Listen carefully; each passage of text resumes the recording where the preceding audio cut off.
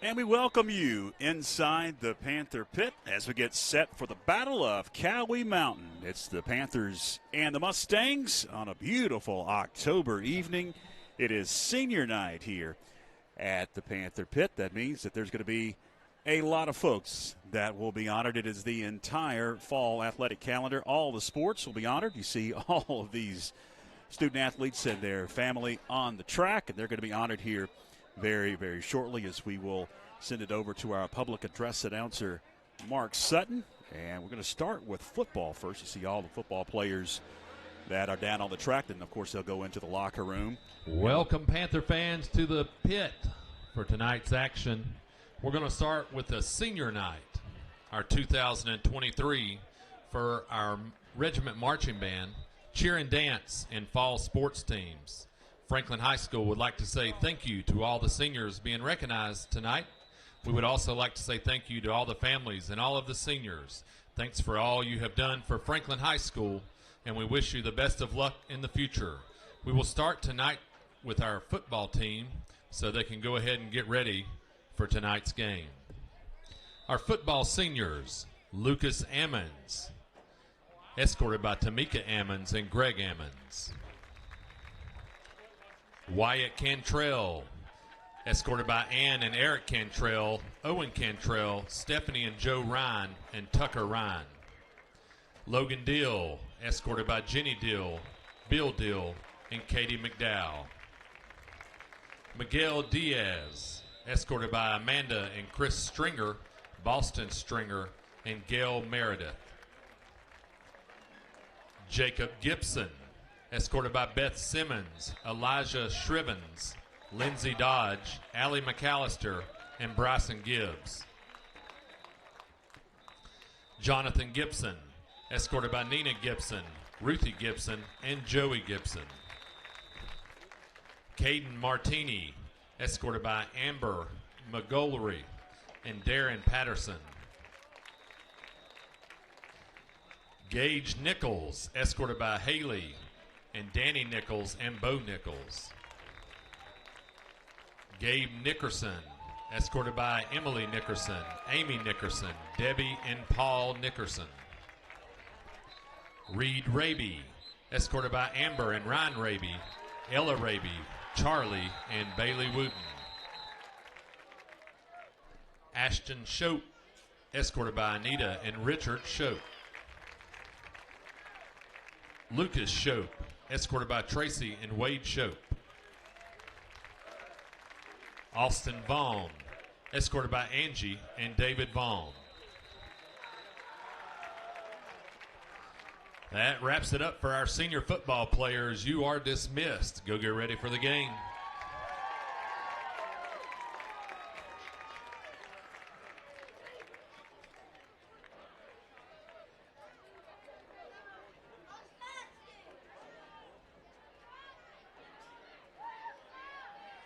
And as your public address announcer, Mark Sutton, mentioned at the very beginning, we're going to be honoring cheerleading, marching band, volleyball, cross country, along with women's tennis, boys soccer. Up next will be our Panther Regiment Band.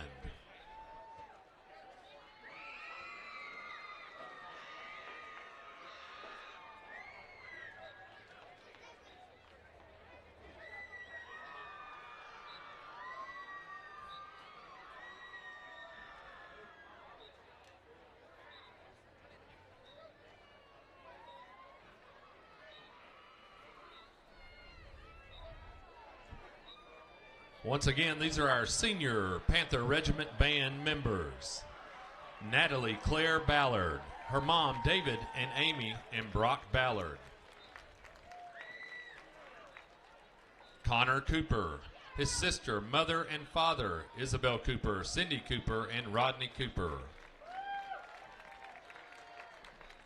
Elliot Engelking, his grandparents, Carl and Dee. Dyra Caffarelli, her dad, Tommy Caffarelli.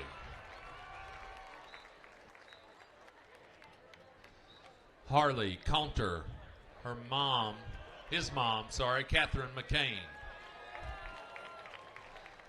Jeshua Damian, his mother and brother, Marilla Cipriano and Leonardo Damian. Crystal Darlin Hernandez, her mom and dad, Pedro and Elia Martinez. Angelica Hodgins, their mom and dad, Wayne Hodgins, Ruby Hodgins. Maddie Moss, her mom and brother, Bree Moss and Elijah Moss. Ethan Moss, his mother and father, Paula Moore and Mark Moore. Ethan Moore, my fault. Bernard Seri, his mom and dad, James Seri, Mary and Beth Seri.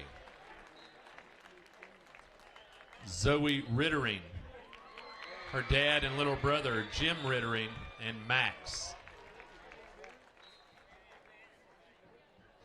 Adeline Shiv Shirley, her mom, Lindsay Shirley. Jean Smith, her mom, Kelly Fossler. Evan Sterling, his mom and dad, Jesse and Clifney Sterling. Logan Watts, his friend, Deanna Gibson. The band can be dismissed.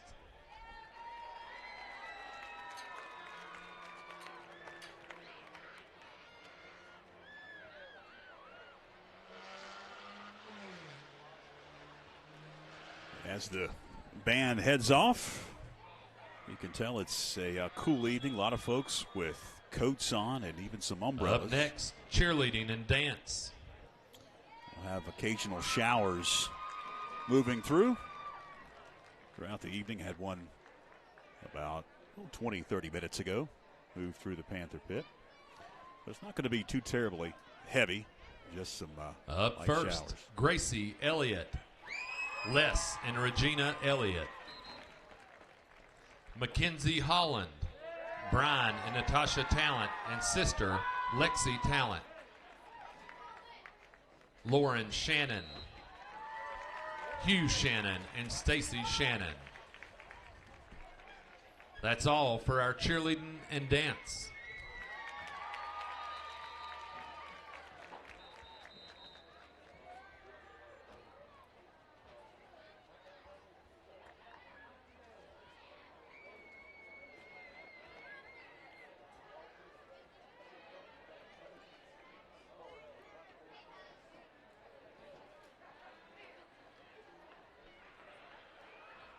You see all of the fatheads. Want to give a shout out to our very own Clinton Taylor, who took those fatheads. Did Bacon Printing print them as well? Everybody has fatheads tonight. That is a cool touch. They didn't have that one. I guess they had it, but it was expensive. So they didn't do it for high school kids when I was in school.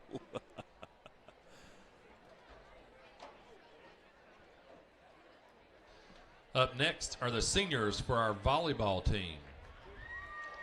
Up first, Ella Brinson, Tina and Jason Brinson, sisters Lily and Maya, and brother Mac. Tally Kinsland, Amy and David Kinsland, and her brother Siler. Jacqueline Rios, escorted by Sylvia and Salvador Rios. Jocelyn Rios, escorted by her parents, Sylvia and Salvador Rios. Angelica Roca, escorted by Aaron Roca, sisters Gabby, brothers Maverick and Mason. McCall Sanders, escorted by Jamie Waldrop and Skip Sanders and sister Michaela. That wraps it up for our volleyball team. Good luck next week.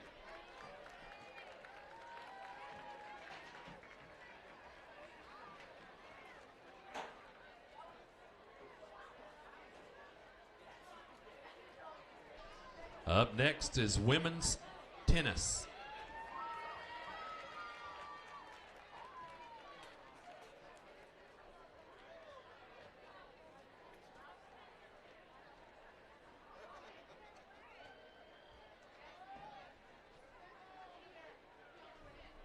For women's tennis, our seniors, Logan Gwynn, with her parents, Billy and Allison Gwynn.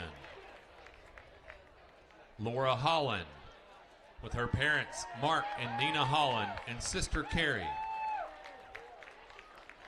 And Lydia Holland, with her parents, Mark and Nina Holland, and sister Carrie. That's all for our women's tennis, undefeated. Good luck next week.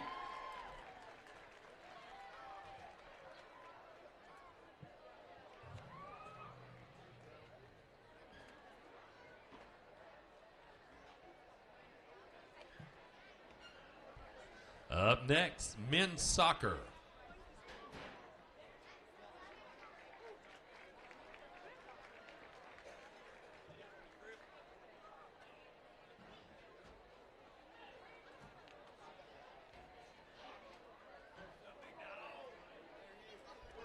Up first for men's soccer, Alex Robles Perez, escorted by his mother, Veronica.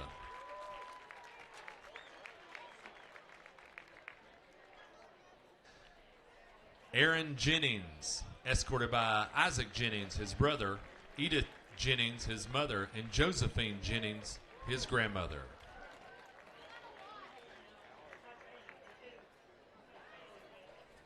Up next, Eunice Chavez, escorted by his family.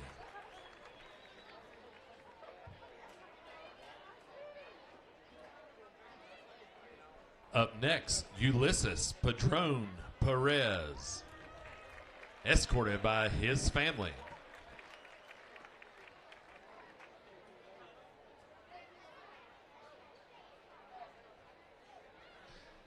Frankie Velez, escorted by Veronica Garcia, his mother, and Victor Velez, his father.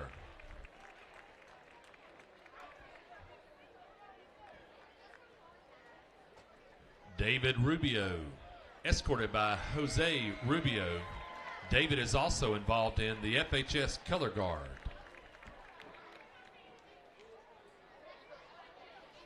Jaden Pevia, escorted by Lorraine Pevia Slagle, his mother, and Caleb Pevia, his brother.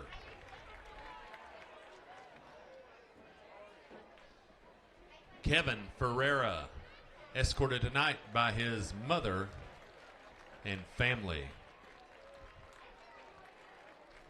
Thank you, men's soccer.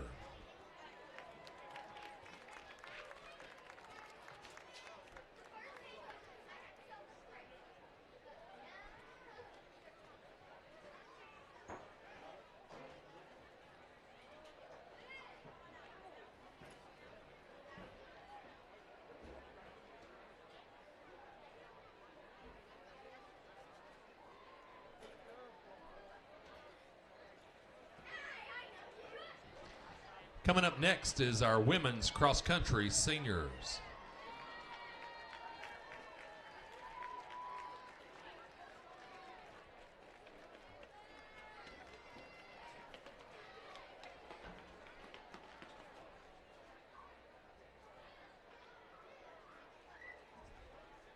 Our seniors for women's cross-country, Claire Hovis, escorted by her mother, Tammy, dad, Brad, brother Garrett, and sister Lily. Riley Cassida, escorted by her mother Becky, dad Luke, brother Blake, and sister Lily. And up next, our men's cross country seniors. First up, Barrett Stork, escorted by James and Ginger, his father and mother, and sister, Clara and Lucy.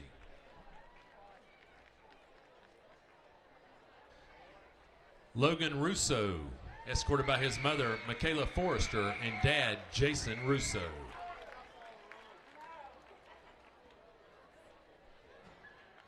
That wraps up our senior night. Panther fans, how about another round of applause for all our seniors for our fall sports?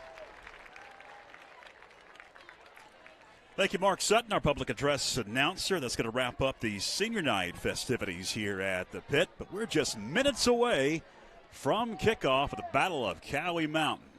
Hang with us. We're going to take a break, come back, and start counting you down to kickoff. Stay with us.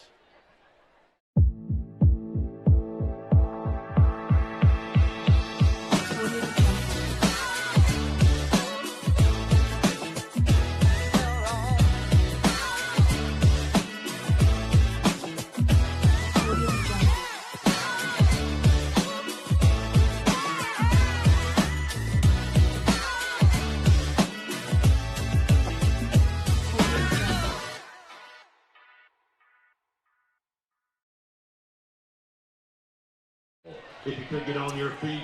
And welcome back, fans, inside of the booth. George Young along with Byron McClure getting you set for kickoff tonight on senior night. You saw all the festivities that include senior night for all the fall sports teams. And they're about to announce the senior football players again. Becca Brooks in her signature announcer voice like she does for volleyball. She's going to bring on the seniors here at the Panther Pit. Well, tonight it's a battle of two 2-5 teams, both rivals, of course. Battle of Cowie Mountain, Smoky and Franklin. A lot of emotion in this ball game. Byron, both teams really want to win this one because there's not anything to play for at this point in the season. Conference championships out the door. Possibly playoffs if some things go right. You win a couple of games down the stretch, but this is basically the Super Bowl for both teams. Two 2-5 teams, two teams that are really not threatening to win the conference, right? But two teams who historically don't care much for each other when you turn the clock on, and two fan bases that are going to put their heart out there cheering their kids to win the Battle of Cowie Mountain, George. It's always a recipe for a good game. It's our version of Duke, Carolina, Michigan, Ohio State. This is what you circle on the calendar, right? And this is the game. If you're a parent, you look at your kid and say you need to win that one, right? And if most kids know that they need to win this one, it's all out there. The emotions are going, and I expect that no matter what the records are for both clubs, we're going to see each team's best effort tonight. The Panthers are coming off 2 straight losses on the road after 2 straight wins at home. Had a lot of confidence going on the road, but really fell on their face against Pisgah and then against North Henderson last week. You're back at home. A lot of energy tonight, a lot of emotion. Going to be interesting to see the Panthers in his first offensive possessions. They're going to get the ball first. Chicken or the egg, offense or defense. What was the issue the last 2 weeks? Well, I can just tell you, it's easy to see that one plays off the other, right? If your defense is on the field all night, they're going to get beat up because your offense is not scoring or having first downs. Last week at North Henderson, 10 first downs, under 200 yards on offense. Your defense is going to have to play quite a bit, right? And so these two teams come in here tonight. Franklin a little banged up. At least one key person I see on the Franklin defense not playing tonight. On the flip side, Smoky Mountain had a week off. Seems like every time we play somebody this year, they got a week off leading up to the game. So that's 2 weeks of prep for the Smoky Mountain football team leading into this one, which obviously gives them some advantage there. So, but again, the emotion's high. It's time to forget about what's happened in the first 7 or 8 weeks of the season and concentrate on, for the Panthers tonight, moving the football and stopping the big play. The introductions are still going on. We're about a minute until the clock will go to double zeros, but the festivities continue here at the Panther Pit as the sun is set. We had some showers earlier, but looks like most of the rain that we had earlier has moved on out of here. But hopefully we will get this one in without too many raindrops falling here tonight on senior night. Let's take a look at the conference standings. We talked about conference championship not in the cards this year for the Mustangs or the Panthers, but you see there at the top, West Henderson. That's the opponent of the Panthers next Friday in Mills River. They're perfect 8-0. They beat Pisgah last week. They're now 6-1. Are the Black Bears at 2-1 in the conference? Tuscola and Pisgah play tonight. You see North Henderson, who defeated the Panthers last Friday for the first time in the history of North Henderson High School. That dates back to 1993. They were 0 for 13 coming into that one last week. They are 5-2 and 2-2 in the conference. So you see in the middle of the pack there, two teams in Franklin and Smoky that almost mirror image each other. They've had some struggles up and down throughout the season. Yeah, and George, let me say, too, again, when you look at that record up and down and you look at who's at the top of that conference, that's not a surprise.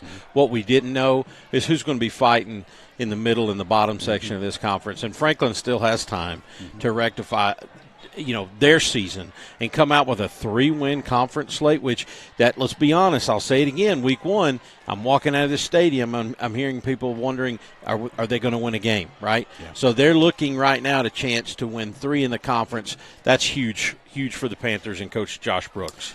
The Battle of Cowie Mountain, Franklin won 10 in a row just a few years ago from 08 to 17. Smoky Mountain has won 2 straight. Last win for the Panthers came in the COVID year of 2020-2021, and Franklin has lost 4 out of the last 5 in the series. The Panthers will receive the opening kickoff. The Mustangs will tee it up, and we'll get underway here at the pit. Missing Mike Wood with this last ball game, but not able to be with us tonight. Wish him the best as he recovers from his surgery a couple of weeks ago. I know he's watching.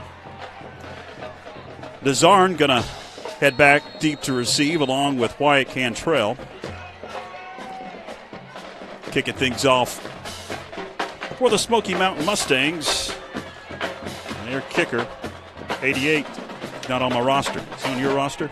He sends it in the air. Going to be a short kick, gathered at about the 19. That's Attic Sutton. And Sutton up to about the 24-yard line. Nice solo tackle by Isaiah McNeely. That's where the Panthers take over, 1st and 10. Yeah, George, don't have the kicker there. Sorry about that for the Smoky Mountain fans, but McNeely on the tackle for Smoky Mountain. The Panthers dressed in black tonight. It is a blackout here at the pit. Black helmets for the first time at home as Brock Bradley settles under center. He's got a hand. Nickerson trying to stretch it out, but Nickerson going to be caught behind the line of scrimmage for about a 2-yard loss back to the 22. Yeah, right there, Gabe kicks it outside. Not very productive there. He's not going to beat many people to the corner. Probably one, if he had it back, he'd like to tuck it right up the middle and take his 2 yards. Instead, we've got a 2-yard loss on that one, looking at 2nd and 12. Just underway at the pit tonight.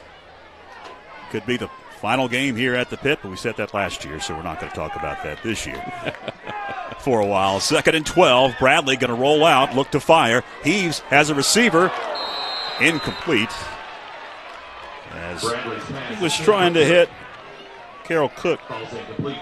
Last week Brock Bradley was 70-something yards passing. I will say this: it's interesting if you're sitting at home and you're wondering where to place your money on the Vegas line here. This is 2 teams that average under 13 points a game, right? So offense has been a struggle for both of these teams. So the question as we roll through the night, who's going to exploit the weakness on the other defense and get the big play?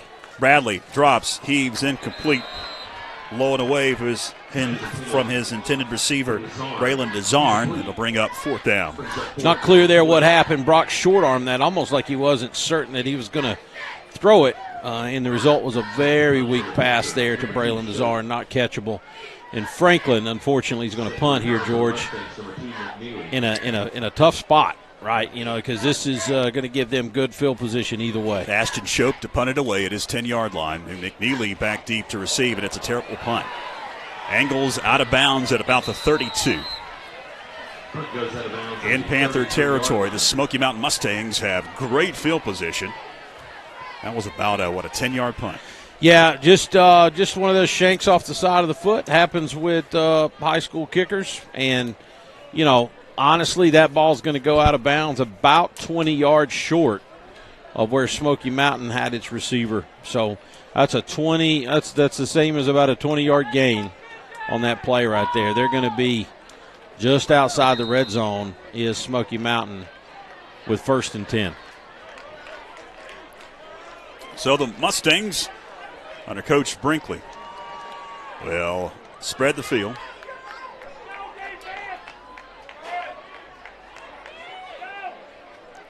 On 1st down, even one is Jarek Jones down the seam, and it's incomplete as Malachi McNeely was the intended receiver.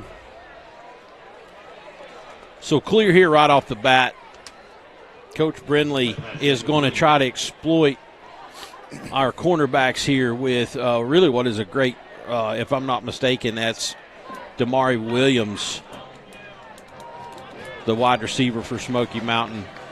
He actually is not the receiving leader. That is Jay Stillwell, number 1 for Smoky Mountain. But they feel like they can possibly, even they don't throw it a lot. This team does not throw it a lot. Jarek Jones under center. Got a hand right up the middle. Couple of yards, the ball pops out. That's big. It will be a fumble, and it's recovered by the Panthers. That is big.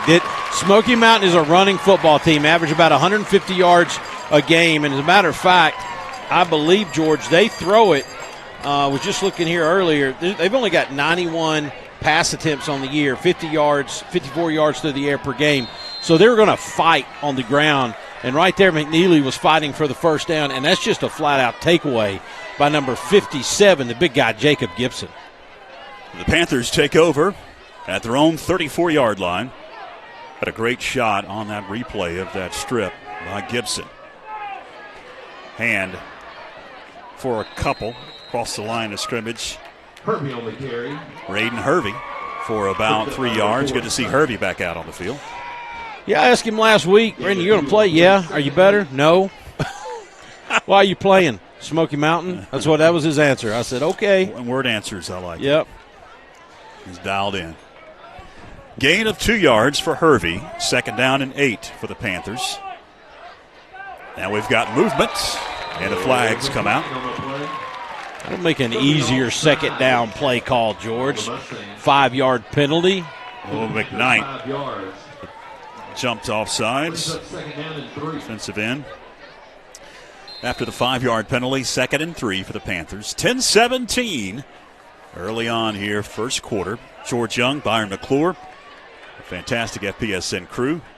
Glad that you're with us on YouTube and Facebook as Sutton gets the carry, and he is going to be up to about the 41-yard line before he is stonewalled. They'll give him the 42. So a yard gain, and that'll bring up 3rd down and 2 now for the Panthers as we tick under 10 minutes left. Well, one thing that has not changed, and we say it every week, offensive line has to have a game, right? They've got to have a game, open up some holes, and give us a chance to run the football and get 3 or 4 yards a clip, keep the clock running.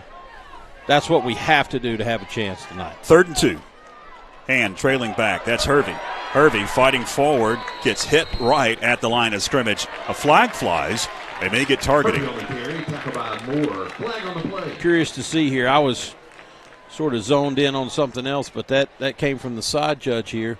See the replay. Hervey on the right-hand side, and, I don't know. Is that number 25 coming in? I don't know. He had his head down. And he went towards the back. It's going to go against the Mustangs. Personal foul. That'll be a big penalty. It'll push it into Smoky Mountain territory across the 50-yard line. They'll mark it at the 40-yard line. Panther offense after the turnover, now marching. After going 3 and out on their first offensive possession as the Panthers got the opening kickoff. Brock Bradley under center. And it's going to be Hervey. Turns the corner. Spun down at about the 35.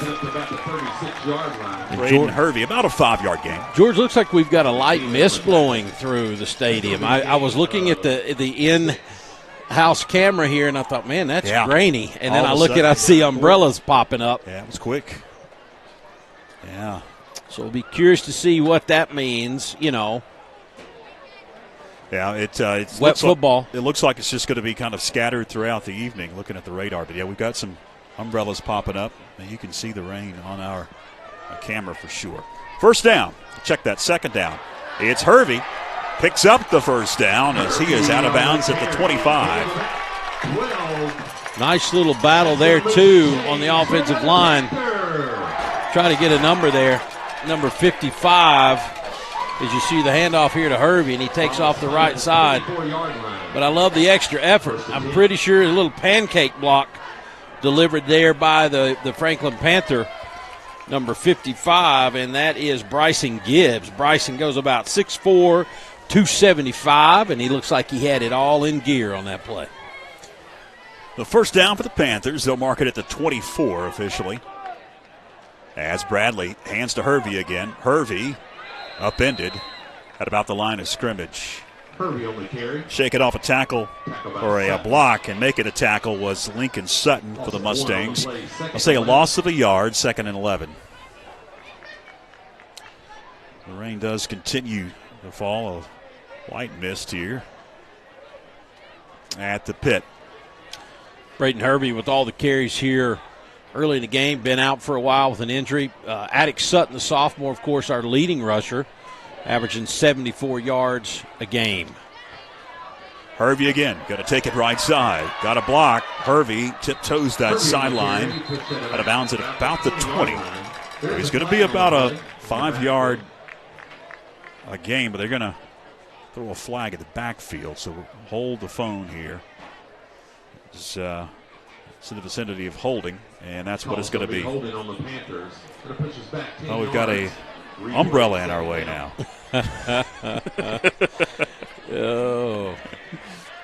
I'm going to call not it. I'm going to ask that lady to put her umbrella down. Should we show her face? No, he could be him. I'm just kidding. But should we? Just the back of her head. The back of her head. Somebody, if you know this person, call them. Tell them to put their umbrella down. So it's a 10-yard. They're going to be 2nd and 21. A lot of college stadiums, they don't allow you to bring in umbrellas. That's why. Big drop for Bradley. Heaves it. Has a receiver. It's caught at about the 15 to the 14. Looks like he's got enough for a Panther first down. That's to Ashton Shope. Nice pitch and catch from Bradley to Shope here. And watch the coverage. Damari Williams gets, I think he breaks on that ball thinking it's underthrown, George. Yeah. And in turn, Shope got behind him, and the completion was made. Nice pitch and catch there from Brock Bradley to Ashton Shope. They'll mark him down at the 13. It'll be 1st and 10 for the Panthers. Bradley shotgun. Hands to Attic Sutton. He cuts it up. Sutton upended at about the 10-yard line. Does fall forward. They'll give him the 9. That'll bring up 2nd down and about 6 for the Panthers. Sutton in for Hervey. Hervey, pretty much, I guess that he had all the carries leading up to this point, George, if I'm not mistaken. Attic's first carries of the game, and Hervey's been out of commission for a while, right? So he's probably over there getting a rest. Or has fresh legs, either way. That's true. He has been running a lot early here. What a year for the sophomore, though. Attic Sutton leading the team not only in yards rushing, but tackles at 7 a game. Well, pop pass. Gabe Nickerson with it to the 7, maybe the 6-yard line.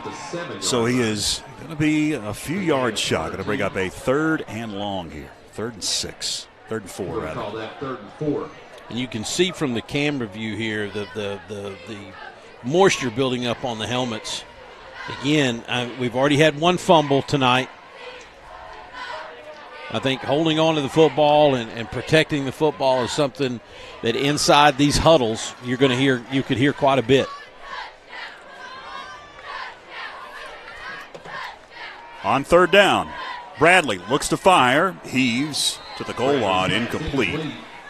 I think he knew that he had no shot and just threw it into the dirt in front of Ashton Shope. 4th down. Really nowhere to go on that play. Let's see what Coach Josh Brooks looks like. He's going to bring out the field goal unit. We have really got an advantage on a lot of teams here The junior, Daniel Riddle, will attempt to put Franklin on the board. Ashton Shope is the holder. It'll be a 24-yard field goal for Riddle. Kick is up and looks good. And it is. Splits the uprights, does Daniel Riddle. And with 5:07 left in the first quarter, the Panthers strike first in the Battle of Cowie Mountain. It's 3-0. Stay with us, fans. Back right after this.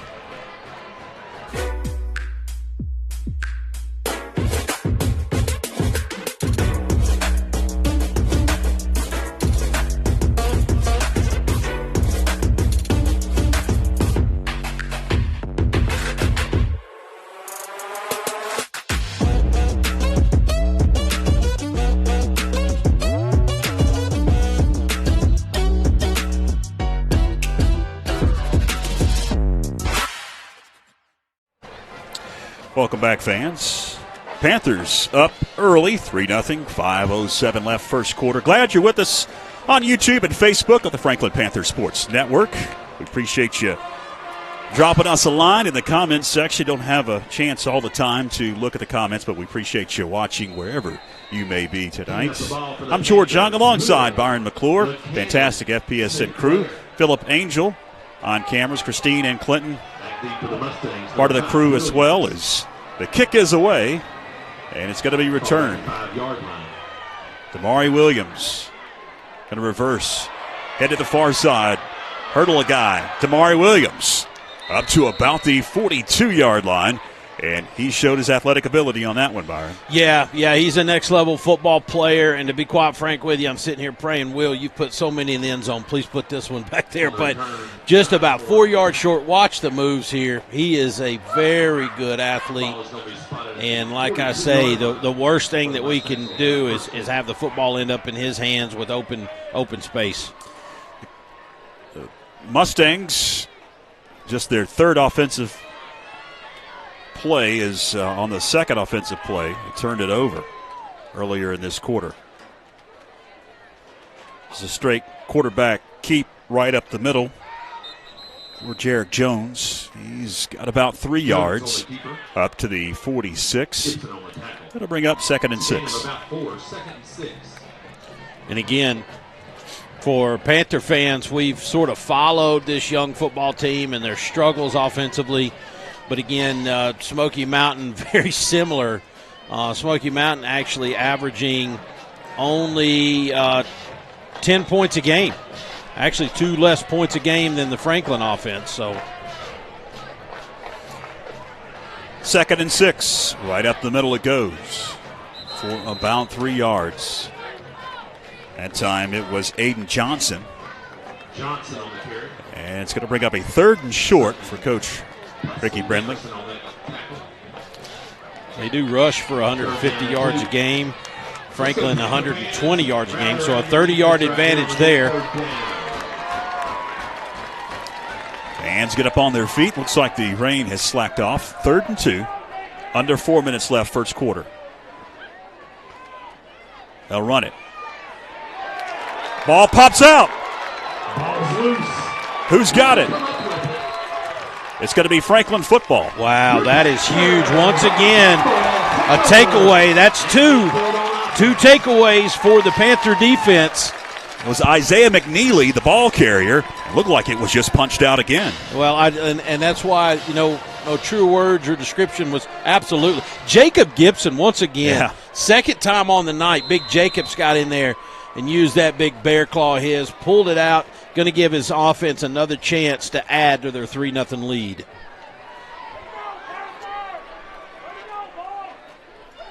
It's Braden Hervey. Hervey turning the corner, taking a tackler with him. Out of bounds at about the 39. Hervey able to gain 10 on first down. Keep the clock ticking. Say he didn't get out of bounds. Now they stop the clock. It will be a first down for the Panthers. Now they'll roll the clock. If you just joined us, fans, Franklin went 3 and out on their first offensive possession, but then caused a turnover after a bad punt. It gave Smoky Mountain great field position at the Panther 32. 2 plays, a fumble. Panthers able to drive down and get into the red zone, kick a field goal, 24-yarder. First down, hand to Hervey. And Hervey is slung down after maybe a yard. Did I see a flag? Moore on the tackle. No gain on the play, 2nd and 10. No flag. No flag. I thought I saw one late there. No gain, officially 2nd and 10 for the Panthers.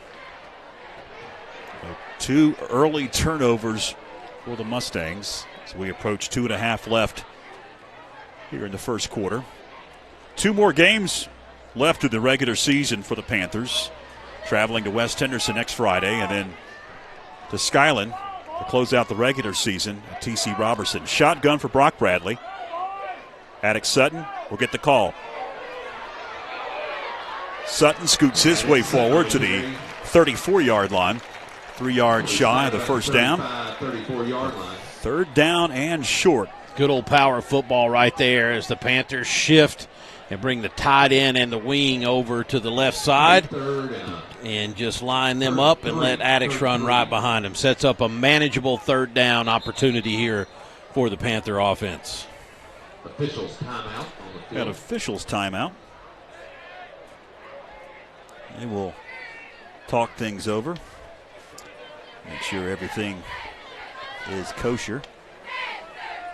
We did have some early clock malfunctions tonight. Yeah, very early. We'll talk about that after this play.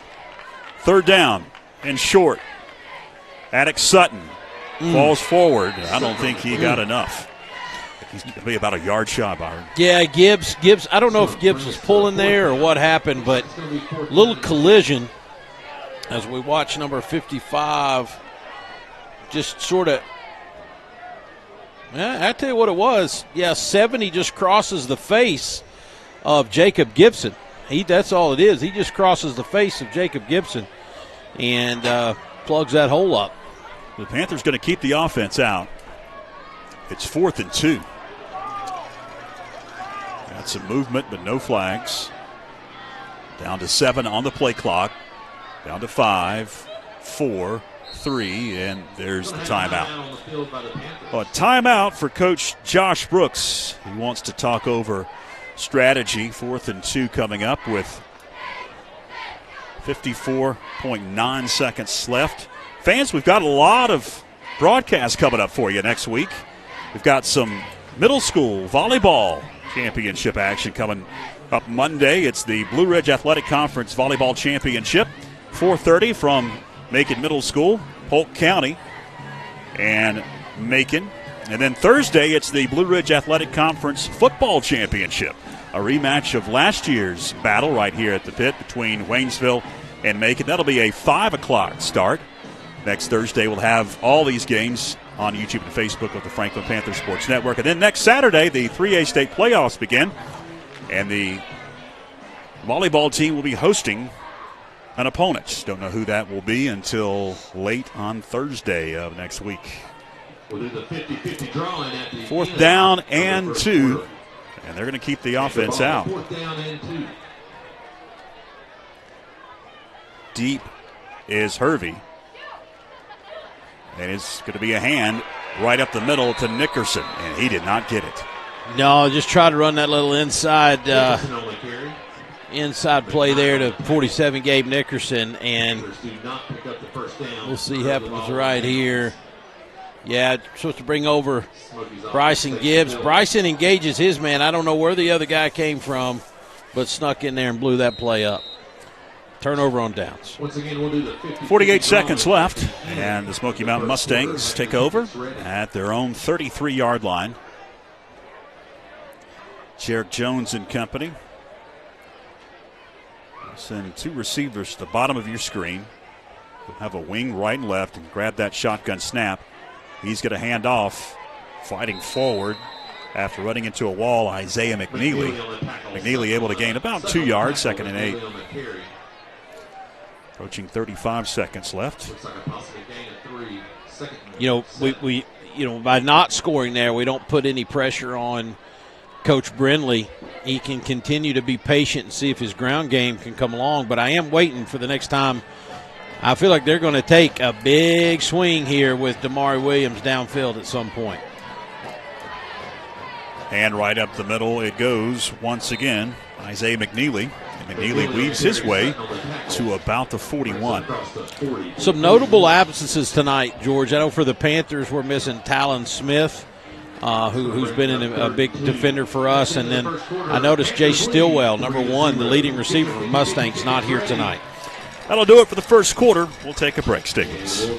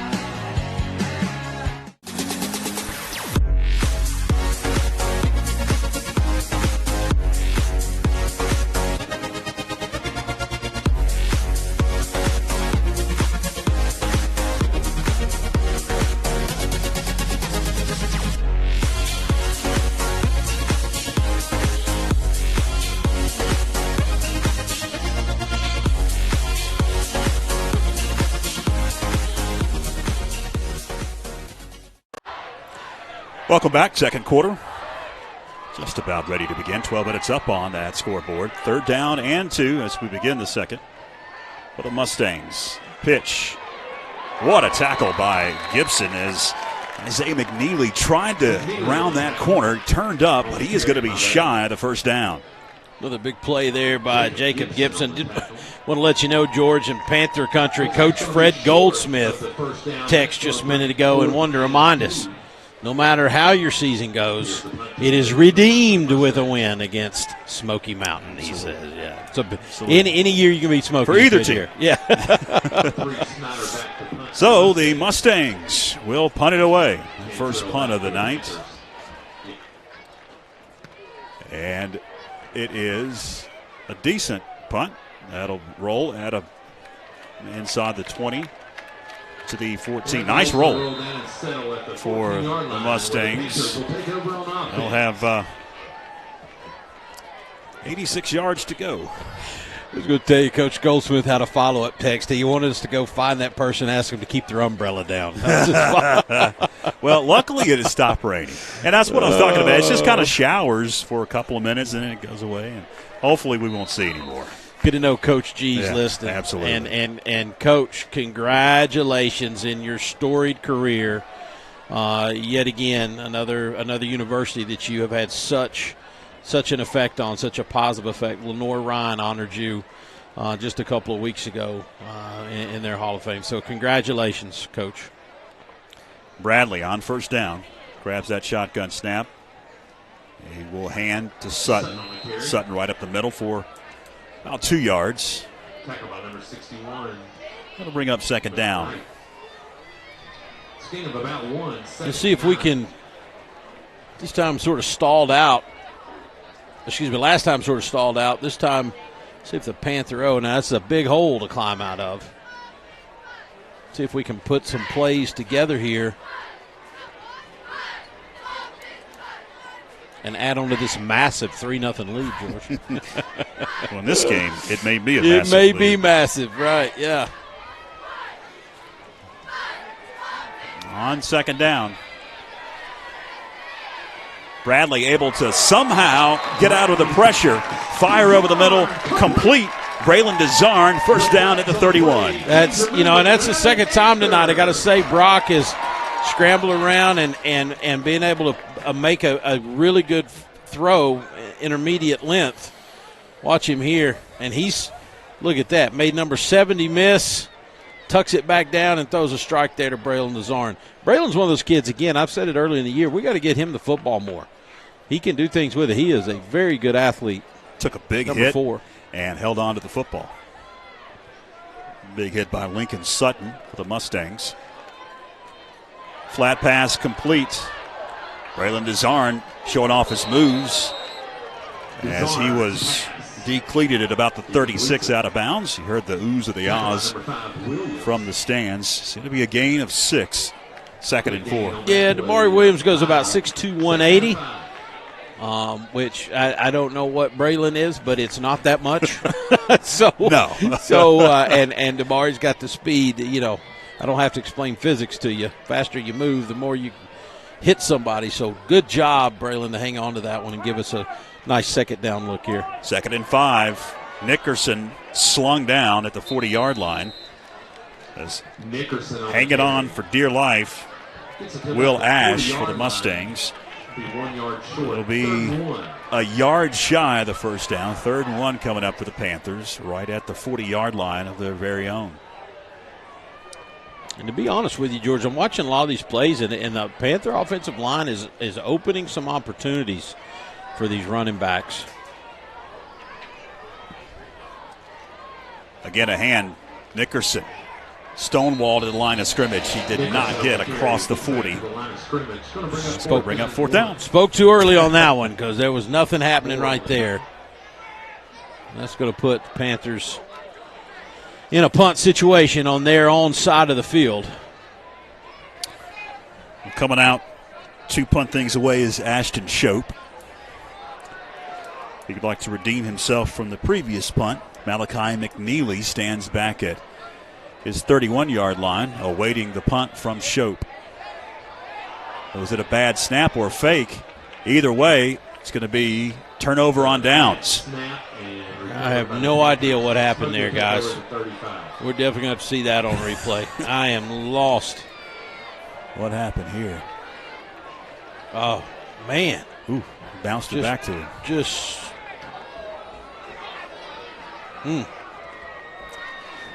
There's bad snaps, and then there's bad snaps. Yeah.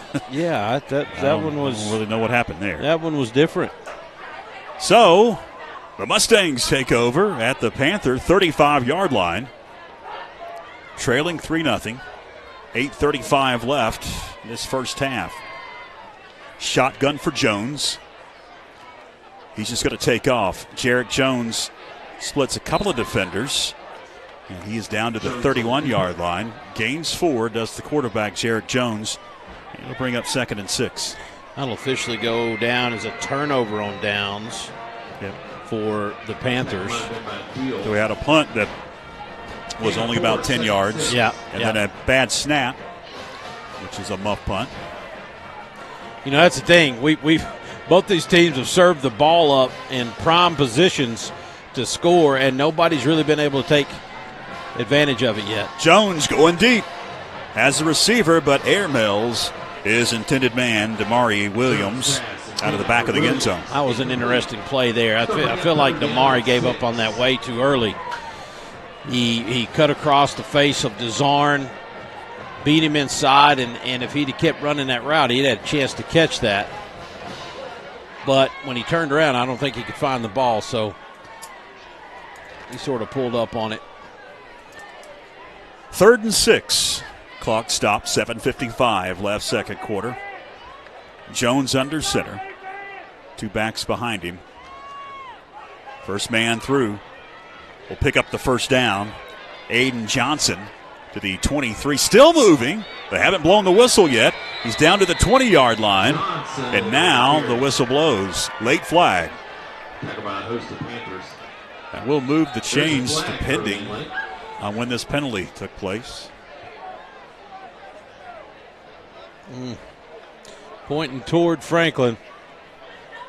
Personal foul, face mask on Franklin. That'll tack on half the distance because it's inside the 20. So it'll be 1st and goal for the Mustangs. From about the 10-yard line. What a big play, right? And wasn't much to it, just a quick give up the middle. And became a rugby scrum, and the whistle never blew. Jones under center for the Mustangs on 1st and goal. He's got a hand. Hit immediately and pushed back as Isaiah Nickerson in there on the tackle. Does gain a couple. It'll bring up 2nd and goal from the 8-yard line. as we tick towards 7:15 left, second quarter. Glad that you're with us. YouTube, Facebook of the Franklin Panther Sports Network. If you haven't already, go ahead and like our Facebook page. You could like our Instagram or follow our Instagram page as well. And subscribe to our YouTube channel. You'll be in the know when we go live and all of the notifications. Jones over the middle, caught. Touchdown, Smoky Mountain. Damari Williams, 8 yards out, and the Mustangs take a 6-3 lead. Damari just cuts right inside the coverage. And the throw is right where it needs to be right there. And Smoky Mountain with a 6-3 lead, looking to make it 7-3. So on for the point after touchdown is 88, which we don't have on our roster, but he splits the uprights. 7-3, your new score, with 6:51 to go in the second. We'll take a break. Stay with us. In open space, Hanley at the 20, 15, 10, 5, touchdown. Davis hits one into right pretty well. Right fielder backpedaling. It's out of here.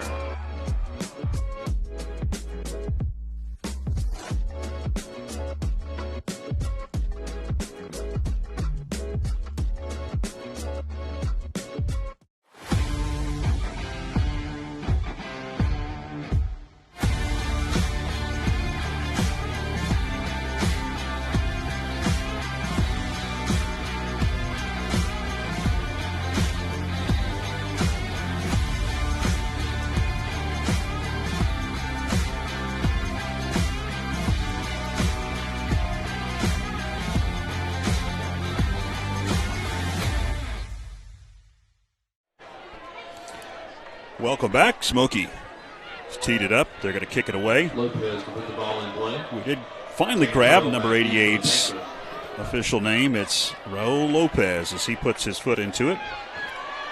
Panthers going to return it. Pushing it near side and then being drugged down. Attic Sutton at about the 16-yard line. So the Panthers again with terrible field position as they start first down and 10, now trailing for the first time in this ball game, 7-3. We've yet to block Isaiah McNeely on that kickoff, I will tell you that. But I do want to say, George, I know Mike's not with us tonight. He is usually good every year. He's got about a 95% rating on including 2 words in every broadcast, and that is Cecil Pollock. Want to let everybody know Cecil just chimed in. Hope you're doing well, Cecil, recovering from an accident there, but he says, go Panthers. Braden Hervey right up the middle, weaving his way to the 30-yard line. That's a gain of 16. The chains are moving for another Panther. Braden Hervey, a deep handoff, but he was able to see the line of scrimmage and able to find the hole and weave his way for a big gainer on first down.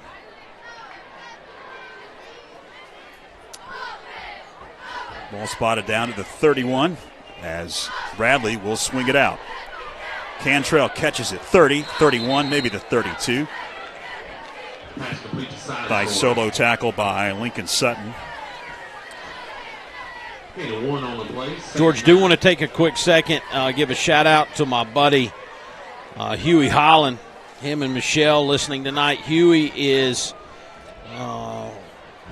wanting me to remind everybody that we have a Franklin High School golf fundraiser, a tournament at Trillium Golf Course on Friday, November 10th. It's a 2-man team tournament. Braden Hervey with it. Hervey, again, about a 10, maybe an 11-yard ball game. Well, we needed that. Yeah, we needed that. Need a little bit of excitement in that offense. So we got Mark Sutton yelling over here in the booth beside us. Another Panther first down. As you see, Hervey takes it off the right side. Nice block by Bryson Gibbs. We really didn't seal anything off out there, but Braden was able still to get out the outside and get an 11-yard gain. But back to that golf tournament. Contact Huey Holland. If you don't have his number, you can hit him up on Facebook. Ryan Raby, the Franklin High School golf coach, 371-1141. Let them know if you're interested. First down. Fighting forward, Attic Sutton to about the 49. Sutton able to gain 4, maybe 5 yards. McNeely in on the tackle for the Mustangs. It'll bring up 2nd and 5 for the Panthers. As we tick under 5 minutes, 4:39 left second quarter. A quick moving first half. Fans, stay with us because we've got a lot of presentations. We lead the league in presentations here at Franklin High, and we're going to have a ton more coming up at the half. We've got Athlete of the Month. We've got also some rings that'll be handed out for the state champion track and field team. Sutton gets punished at about the 48, a yard shy of the first down. Third down and short. 3rd and a yard coming up for Coach Josh Brooks' offense. 4:04 with the clock moving into Smoky Mountain territory. The Panthers march. Joe Hill, Smoky Mountain Mustang D-back, steps up in the hole, delivers, like you said, a big hit there on Attic Sutton. Does set up a 3rd and 1, though. Before the snap, we've got a flag in the backfield, and that's not good news if you're a Panther fan. It's going to be a procedure, a false start on the Panthers. That's a biggie. It'll be 3rd and 6 now. Yeah, and I think it's one of those things, George, where in your mind, if you're an offense, you are just trying to build momentum as you break out of a huddle, and you're thinking this is about a push. This is about a big physical push to get the quarterback sneak across the line. So you never really come set, right? You never pump the brakes and allow the play to come set, or allow yourself to come set before the play is started. So that's what happened there. 3.5 left. First half, 3rd and 6. They'll push it back to the 46 of the Panthers. Now whistles and another timeout, I believe, will be called, yes, by the Panthers. So the Panthers will call timeout. We appreciate you logging on tonight and tuning us in for the final football broadcast of varsity football here in 2023 as the Panthers hit the road for the next couple of weeks. But we got a bunch of live streams coming up next week.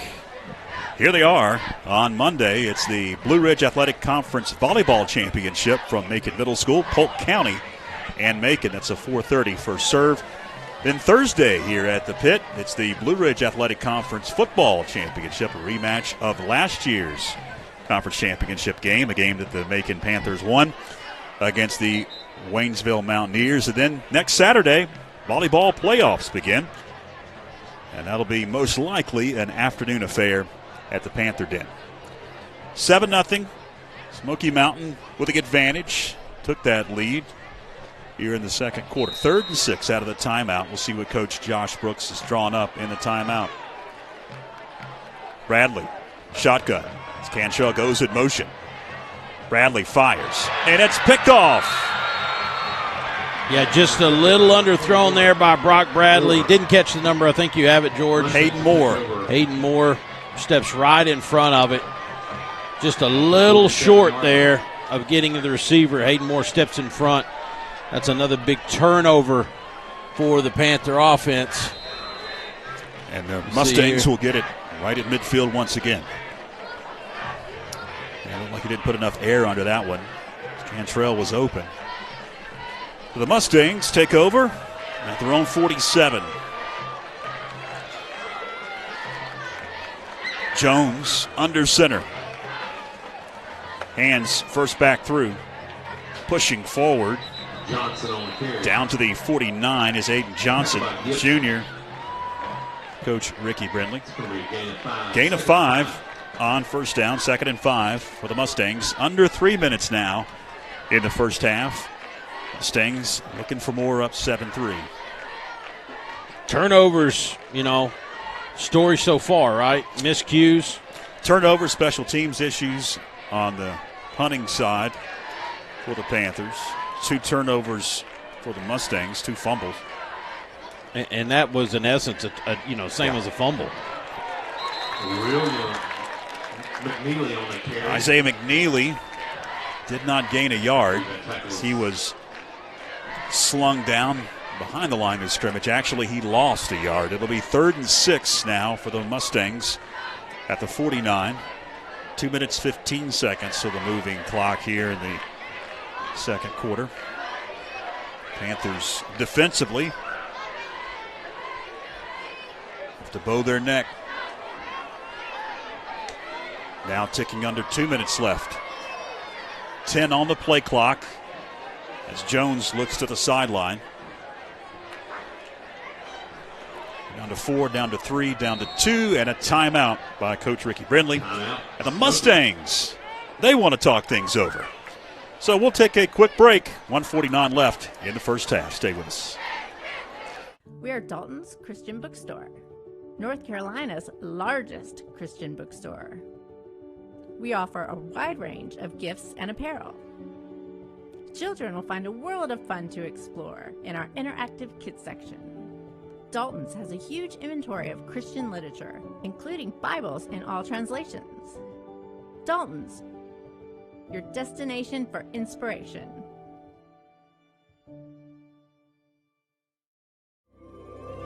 Join Backlot Cinema and the Blue Ridge Bartram Trail Conservancy for Walking with Bartram, a section hike of the Bartram Trail through Georgia and North Carolina.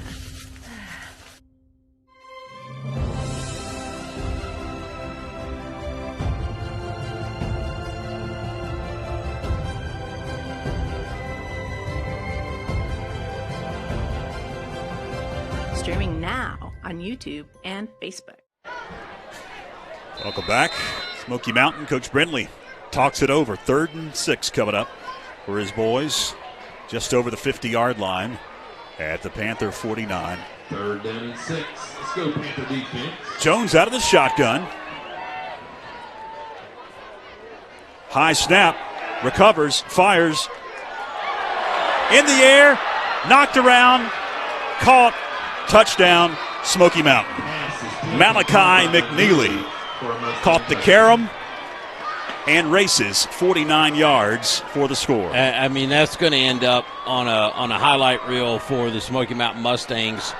What you'll see here is really not a great throw. And you look at that. That was a great job right there, but it was a high throw off of the hands of number 4, but just right into the hands of 2, who, credit to number 2, Malachi McNeely, did not stop on the play. The extra point is up, and it's good. Smoky Mountain now extends the lead. It's 14-3 with 1:39 left in the second quarter. We'll take a quick break. Stay with us.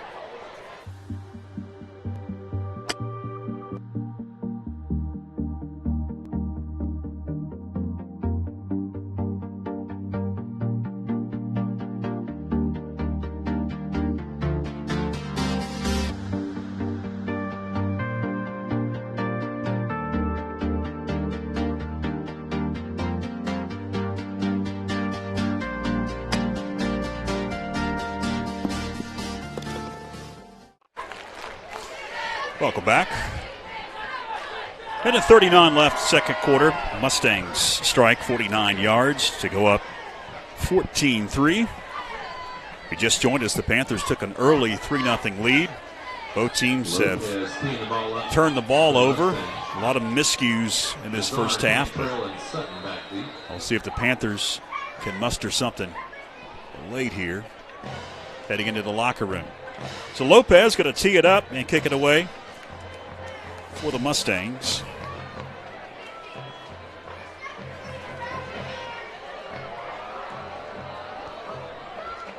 It's going to be a short kick.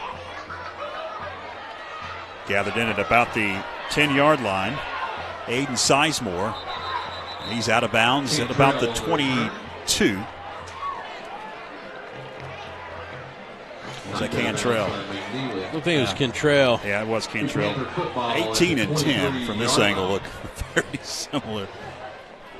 And as the Panther offense takes the field, George, I do want to clear something up. We got Big Ben Kazipski listening tonight, and he's taken exception to the fact that earlier in the game you called me a fathead. And I said, no. He was talking about the posters, Ben. It's fathead posters. Thank you for coming to my defense, Ben. Hervey. Flag comes out as Hervey races up to the 37-yard line. There's a flag on the play. That was a gain of about 14 for Hervey. I applaud Big Ben. He's been watching since very early in this broadcast. We talked about that early during the senior night. Yes, he was listening in, and you know what? He's been listening all season. It's going to be a block in the back on the Mustang. I'm sorry, what? Okay. Yeah, okay. All right, well, we'll take it. And here's the thing. We got a minute 27 left in this half. Smoky Mountain will receive the football after halftime. So it would be nice to try to capitalize on this possession. Clock is moving. Deep drop for Bradley. Going to heave it. And did he catch it? No. Incomplete. Pass intended for Carroll. Ball's incomplete. Carroll dove but could not make the play. Yeah, and I think he had his hands under it for just a second, and it hit the ground, sort of ricocheted back up. Let's take a look here. Look at this. Yeah, got his hands, but then just sort of fumbled around on it. Close. Nice effort. That stops the clock. 62 seconds left. It'll be second down and 10. Nice crowd over there from Silva. Nice crowd on hand on the home side as well. The rain didn't keep the folks away. Look at all those beautiful people. Blue. Swing pass. Completes. Choate close to the line to gain. I think he's got it. It will stop the clock with 55.9 seconds left. He'll open the playbook for Coach Josh Brooks now into Smoky Mountain territory. We'll mark it at the 41. It will be a first down. Nice pitch and catch and awareness by the senior, number 2, Ashton Choate. After getting the first down to stop the clock, give Coach Brooks a chance to dial up a play here for his quarterback, number 8, Brock Bradley. They'll send trips up top. Got a hand to Hervey. Hervey weaving its way. Has some green grass. Hervey cutting. 25, 20. Still fighting. Braden Hervey loses the football. Hervey on the carry. But the Panthers recover at the 16. Man, that run play felt like it lasted 3 minutes. All right, let's watch this here. Little inside give there. Braden Hervey didn't see anything. Cuts it out. Does a great job getting around here. There's some blocks downfield, George, that I think I see the Smoky Mountain coaching staff wanting holding. I really think it's just a great job engaging a block and staying engaged. But Braden almost turned that thing over. That would have been critical. I'm glad the Panthers were able to hold on. Clock is moving here. I don't know if the offense knew. We're down to 20 seconds. Bradley to the end zone. Incomplete. Intended target is Cantrell, and he wants a flag. Yeah, he was wanting pass interference. That will stop the clock with 8 to make that 16.9 in the second. It'll be second down, 10 yards to go from the 17. So about 40 seconds went off the clock on that previous play. Bradley fires, incomplete. Nobody home. Third down. Yeah, I don't know if that was behind. Again, I was watching the wrong person. Thought he was going downfield, but Braylon DeZarn, I guess, the intended recipient there. And we move to a third down play. So you got time for another shot. All right, and the question is, are you setting up for a better field goal here with a timeout, or are you going to take another shot through the air? Setting up a screen. Right up the middle.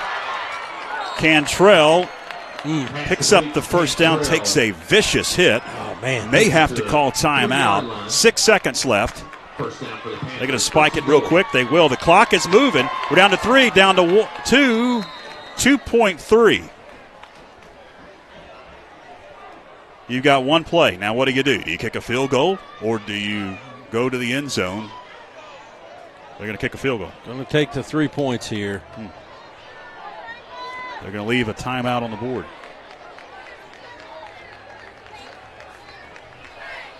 So, a 20-yard field goal going to be attempted by Daniel Riddle, as Shope will be the holder. Kick is up, and it's good. As the horn sounds, double zeros on the scoreboard, and Franklin now we'll head into the locker room up 14-6. We're going to have a couple of special presentations coming up here, and then we'll have the marching regiment on the field, and we'll have their performance as well.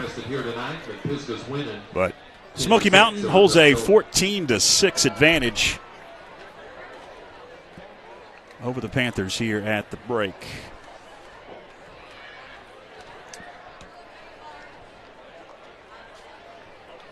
Waiting on the halftime festivities to get underway, because once we take a break, you know they'll go right into the halftime presentations. Logan Russo is going to be the recipient of the FHS Athlete of the Month. We'll hear more about Logan when we head to break here in a few. And also they're going to be honoring the men's track and field state champions from back in May. They're going to be handing out some rings here tonight, Byron. Man, hardware. Panther fans, we'd like to thank the following businesses and churches that have provided. They still are getting into position for the halftime presentation. All right, Clinton, let's take a break. We'll be back here in a few.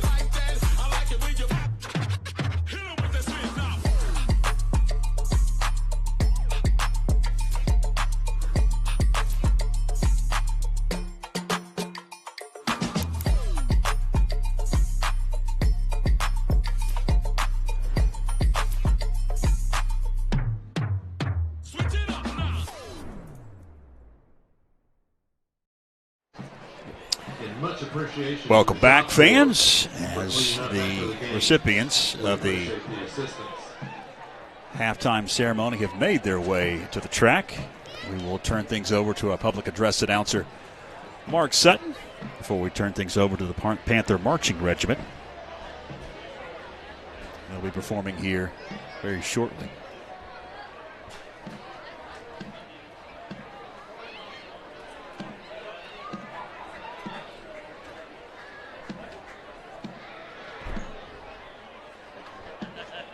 Well, as they continue to decide what they want to do, let's.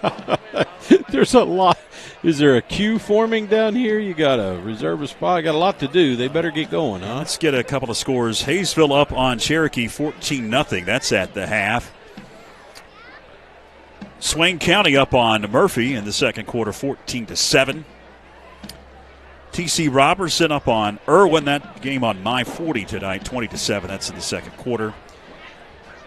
Elbert County up on Rabun County, 7-0 in the second. Panther fans, if I could have your attention, down to the east 40-yard line, left of the home side. At this time, we would like to take a few moments to present the Franklin High School Athlete of the Month Award. This award is sponsored by First Citizens Bank and Corbin Dental. Corbin Dental is locally owned dental practice providing comprehensive and advanced dental care in Franklin With deep local roots and a passion of service to the community, Corbin Dental takes pride in providing world-class care right here at home. Founded in Smithfield, North Carolina, and managed by the same family for 3 generations, First Citizens has been helping families and businesses make more of their finances for over 125 years.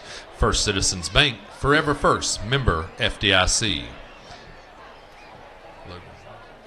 The October 2023 Franklin High School Athlete of the Month Award goes to a member of the cross-country team, Mr. Logan Russo. Logan is a senior at FHS, and throughout his athletic career, he has earned many accolades, some of which include the indoor state champion, outdoor state champion, 2-time all-conference track, all-region track, 3-time all-conference cross-country, and 2-time all-region cross-country. Logan is currently ranked number 1 in the Mountain 7 Conference, number 1 in the 3A West, and 2nd in 3A State. Recently, Logan broke the 29-year-old FHS record set by Chan Pons in the 5K run. For the 5K, Logan's time of 15 minutes and 32 seconds beat the old record by 5 seconds. Coach Melissa Ward stated that Logan's work ethic, heart, and spirit for the sport brought him here and will bring him many more successes in his future. Please join us in congratulating Logan on being the October 2023 Franklin High School Athlete of the Month.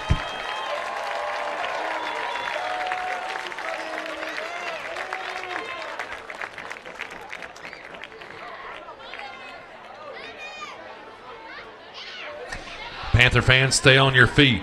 At this time, Mr. Blair King would like to do the ring presentation for the 2023 Men's Outdoor Track State Champions.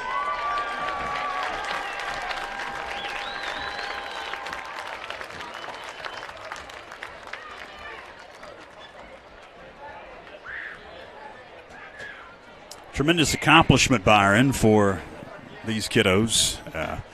Some of them have already graduated. Some of them still in the track and field Once program. again, congratulations to the 2023. And they'll get their rings. The indoor track team got their rings at the athletic banquet, and they had just won state championship when that took place. I'm going to be honest. This is something, and this is no discount on Coach Matt or anybody in the program. If you'd have told me a year ago that they were going to have 2, let alone 1 state championship in this track program, because I was there the last time we had one, and that we went through a phase in the 90s there where we were just dominant. I mean, we were dominant. We had it locked down in intermediate and long distance running. We had the field events. We placed well in things like 200 and some hurdles and events like that.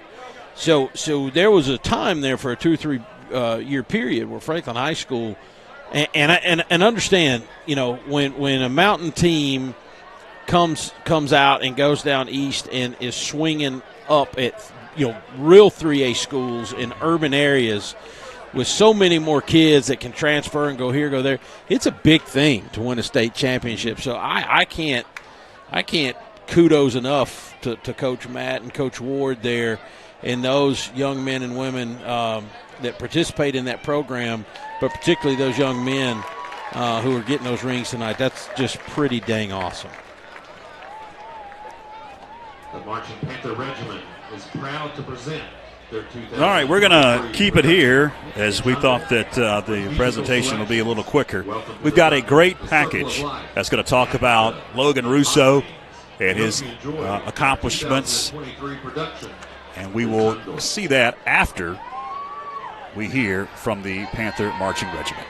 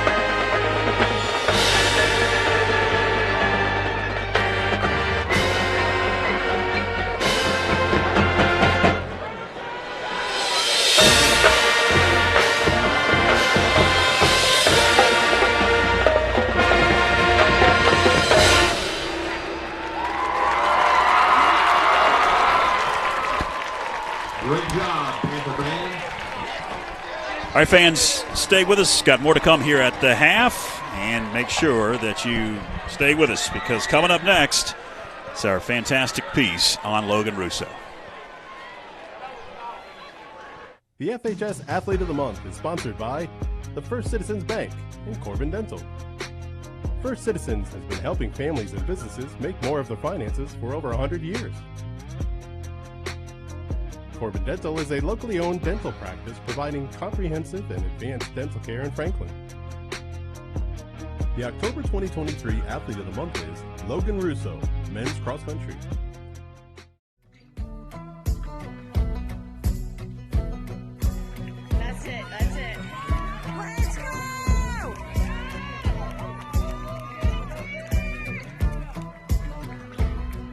Hi, my name's Logan Russo. I'm a senior at Franklin High School, and I run cross country and track, and I just broke the 5K school record with a time of 15:32. Breaking the school record was quite a big thing for me, even though it didn't feel like it. I've always been believing in myself that I could break any record or go as fast as I want, except I've just had to prove those times to everyone else. And this time I've finally done it, and now I can finally just know for sure that I am that fast.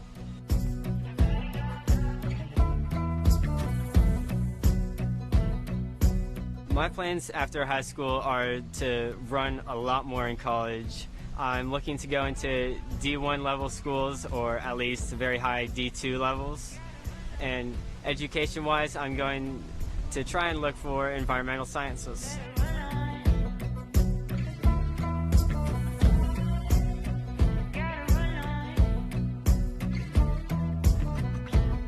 What I love about running is just everything about it. The daily training, the speed workouts, the competitions, all the competitors, the teammates, everything about it. Just moving fast and having a schedule with my day for the training.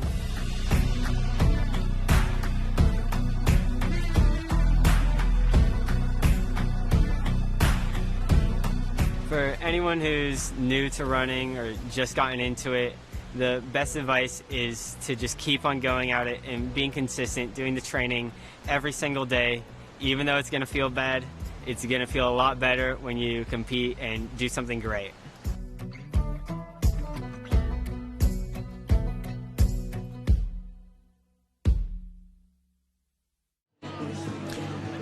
Welcome back. 14-6, Smoky Mountain with the lead over the Panthers here at the half, and we're just about set for the beginning of the third quarter. Quick stats from that first half: 190 total yards for the Panthers, 136 for the Mustangs. But those two turnovers, a big factor for the Mustangs, and a stat that's not up on the board, couple of punt issues. Yeah, there's two turnover on downs not on there, and that's really what led to their scores. One of those was a muff snap on the punt. We're still not clear if it was a fake punt attempt, which I don't think it was. I think it was just a bad snap. So we recovered it, right? So it's not a fumble, but it was, of course, fourth down. Turnover on downs, it'd be like a fumble behind the line of scrimmage, and that led to a short field score for them as well. So right now, the real story, even though there's not as much offense for Smoky, they've been given short fields. They've capitalized on it. Panthers really have not. Only 2 field goals to show for the miscues from Smoky Mountain Mustangs. And Smoky will receive the opening kickoff.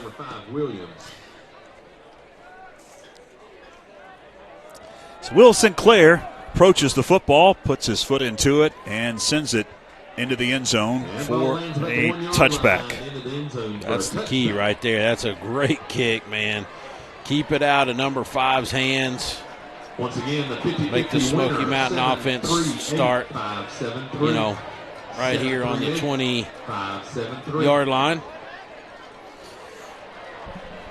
So the Mustangs up 14-6. Their first shot offensively here in the second half. Glad that you're with us. Glad that you stayed with us through the half and all the festivities at halftime. If you're looking for the senior night festivities, they happen before the game. And you can go back and watch it after we are off the air. Hand goes right up the middle. It's Isaiah McNeely, and he's going to gain about 4 yards to bring up 2nd and 6. Nice tackle. I think Avery Carpenter in on that tackle. Good to see that Braden Hervey, after being out with the shoulder situation, has made a return in the first half and is able to play here in the second half. So that's a good look having him and Attic Sutton back there at linebacker. Jarek Jones under center for the Mustangs on 2nd and 7. He's got a hand. McNeely right up the middle. McNeely to the 30-yard line. That'll be enough for a Mustang first down right up the middle. McNeely running a lot like it reminds me of whenever he was a sophomore. Gets a really good – actually, that is the sophomore, isn't it? That's the brother. It was Isaiah. Yeah, okay, so that's the senior there. Yeah, he's senior. I remember when he burst on the scene as a freshman and sophomore. Such a burst out of the backfield, right? He seems like he is full speed projectile. He doesn't do a whole lot of cutting and moving. He just goes hard and fast as soon as he sees some daylight. First down. Jones hands McNeely once again. Check that. That was not McNeely. That was Aiden Johnson on the carry. And Johnson able to gain about 5 yards. Up to the 35. It'll be 2nd and 5 for the Mustangs. Grounded pound for Coach Ricky Brindley so far in this ball game. And you saw the stats. The Panthers pretty even, rush to pass, and had more yards. As we mentioned, it's the miscues that have led to points. McNeely is going nowhere. I'm going to point out here, Avery Carpenter tonight, number 56, is playing a position, and I don't know how new this is. I was not at the game last week, but he's playing on the defensive line in the interior there, and perhaps that's his sweet spot because Avery's been in on quite a few plays tonight. He's a little undersized for your average lineman, but certainly maybe has an advantage when it comes to shooting gaps. And that's what he's been doing so far here, coming up with a few big tackles. 3rd down and 5. Jones under center. We've got flags. They'll blow the play dead, and we've got a false start going against the Mustangs. That'll make it a 3rd down and 10 coming up for the Mustangs. And their quarterback, Jared Jones, with 9:26 left here in the 3rd quarter. Fans have stuck around. It's a beautiful evening here in Macon County for the middle of October. In the 50s, maybe the low 60s. Looks like the rain we had earlier has moved out of here. So shotgun for Jarek Jones and the Mustangs on 3rd and 10. He's going to take off right up the middle. Jones snowed under after about a 3-yard gain. So here comes the punting unit for Coach Brindley. The Mustangs will punt things away. Nice little defensive stand there for the Panthers coming out of half. Take the ball back and give us a chance to go to work. Do want to give a shout out to Matt Phillips, the former Franklin football player, checking in with us tonight. Number 77 lives. Will Cantrell will stand back to receive the punt. It's in the air. Angles it near side, and it's out of bounds at the 35. So the Panthers take over there. 1st down and 10. A couple of scores. We were looking at the scoreboard briefly, killing some time in the halftime festivities. I want to pass this score along. At the half, Tuscola has taken a 16-10 lead over Pisgah. 1st and 10 as Brock Bradley settles under center, takes out, hands to Hervey, and Hervey just got to try to get something right up the middle. Nothing much for him to scoot through hole-wise. It'll be a gain of a half a yard. 2nd and 9 coming up. Not a whole lot there, George, but that seemed like that took forever for us to get to the line of scrimmage. Hervey has, when he has been in the backfield, has lined up deep. And he's getting a head of steam, but it takes a while for some of these plays to develop. You know, and typically it's about 7 yards is where a back will line up. Hervey is at 8. Bradley fires far side. It's complete. Will Cantrell is up to about the 42-yard line. Good to see Cantrell with the catch. He's our leading receiver coming into the game tonight. That will make that Wyatt Cantrell. 3rd down and 3. As you see Cantrell going in motion now to the far side. Heading towards 7 minutes left, 3rd and 3. Braden Hervey following his blockers. Has a seam. Hervey at the 30, at the 20. Hervey, 10, 5, touchdown. Oh, what a play, Braden Hervey. Somewhere down there is a mom, Elena Hervey, who's doing backflips. and her husband is just looking at her, shaking his head with that cool demeanor like he's always got. But he should be excited, too. What a great run, man. And the speed. That is a welcome sight from Braden Hervey. Watch this up front. Gets the hole that he needs right there. A nice block by Miguel Diaz. And this is what's pretty impressive here. Yeah, look at that. That's nice. Outruns Hernandez and Williams for the touchdown. So the Panthers are going to go for 2 to tie the game. Now a whistle, and it looks like an official's timeout. And there's an injured Mustang on the far side in the end zone. That is Malachi McNeely, who looks like maybe cramping. Malachi, a big part of this team here. Been on quite a few plays. That's the sophomore brother to Isaiah. Junior brother to Isaiah. So the injury gives the Panthers basically a timeout to talk over this 2-point conversion play to try to tie the game at 14. Man, again, I can't get over how quick Herbie got down the field, man. Well, that was the question. Once he broke into the open space, was he going to have enough to get to the end zone? And he was able to outrun the entire secondary for the Mustangs and just made it into the end zone. Oh, just a great job there. Again, I go back. I think I saw Miguel Diaz. I don't know who else that was, if it was Gibbs, possibly. 2-point conversion. Bradley got a hand to Hervey. Hervey does not make it to the goal line. Hervey on the carry, 2-point conversion. Yeah, once again there, I don't know. It just took a minute for him to get to the line of scrimmage. Whatever little hole there might be right up the gut there, it closed quick. So, again, though, little momentum. Nice run. Panthers within 2. 14-12 with 6:55 left. Here in the third quarter, we'll keep it here. Let me tell you about our schedule next week. We talked about it last half. We've got a busy week coming up. A couple of middle school championships, one on the volleyball court, one on the gridiron here at the pit. Coming up Monday, it's the Blue Ridge Athletic Conference Volleyball Championship, Polk County Middle School versus Macon Middle School. And then Thursday, it's the football championship on the middle school level. Waynesville here at the pit against the Macon Panthers. And then next Saturday, the 3A state playoffs begin as Franklin will be at home hosting an opponent to be determined. Sinclair has teed it up. And he'll kick it away to the Mustangs as Franklin pulls within 2.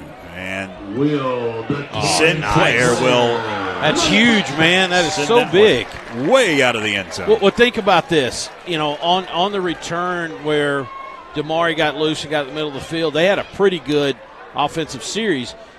Last series, George, we kicked it in the end zone. Will did, and they started at the 20, and what they ended up doing, had to give it back to us. So I just cannot stress enough how big that is for Will to do that. The Mustangs take over at their own 20-yard line. Jarek Jones with 6:55 left in the third, now up just 2 points.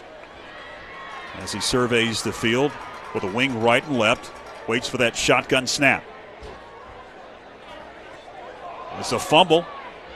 Jones able to recover. Now going to scramble. Has some green grass. Turns it up. All the way up to the 40-yard line. A busted play turned into a 20-yard gain. That is just disheartening if you're a defensive coordinator.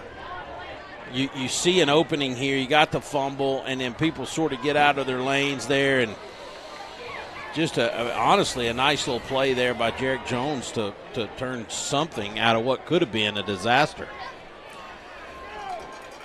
1st and 10. Mark it back at the 39.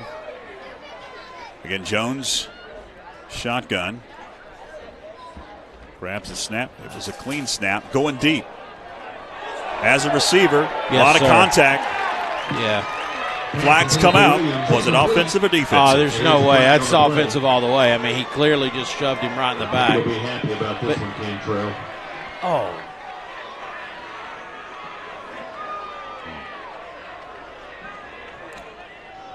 Pass interference. Pass interference. I mean, it's got to be. I guess I never fully know what to expect, but that was pretty clear. I mean, that's pretty clear. That Wyatt Cantrell, God love him, he's about half Damari's size, and Damari just literally just bullies him to the ground. That's pretty clear. That's not hard right there. That'll be a biggie. That'll push it all the way back to the 24-yard line.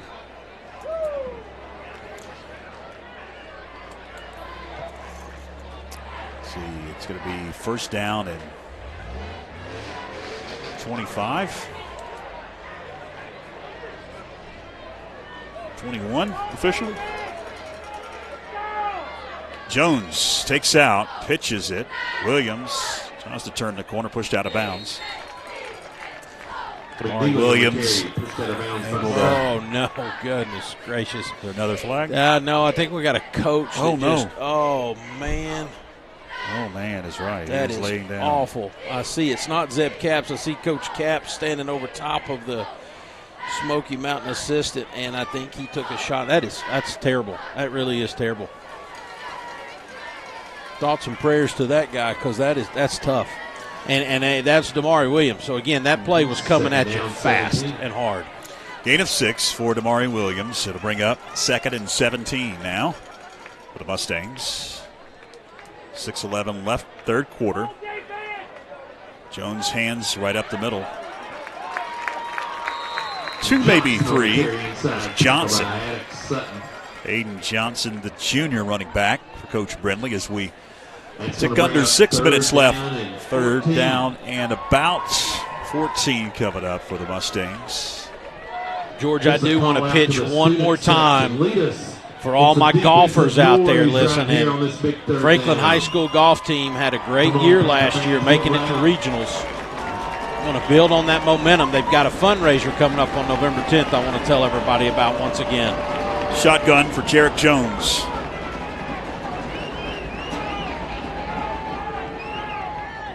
Deep drop, now being chased, being flushed.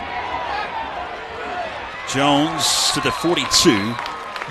Well shy of the first down. Injured Panther back at the line of scrimmage. Oh, no, we got Logan Deal. I think that's Logan. Injury on the field. Logan is face down, holding his shoulder. So we'll have an injury timeout. While they tend to him, I'll just mention, again, Franklin High School golf team, November 10th, fundraiser. Your chance to play, guys, before it gets too cold and too nasty. Play a golf course that you don't normally get to play. Huey Holland, former Franklin alum, golfer, and Coach Ryan Raby have teamed up here to bring you a golf fundraiser. It's a 2-man team event. I believe it's a 2-man captain's choice event at Trillium Golf Course.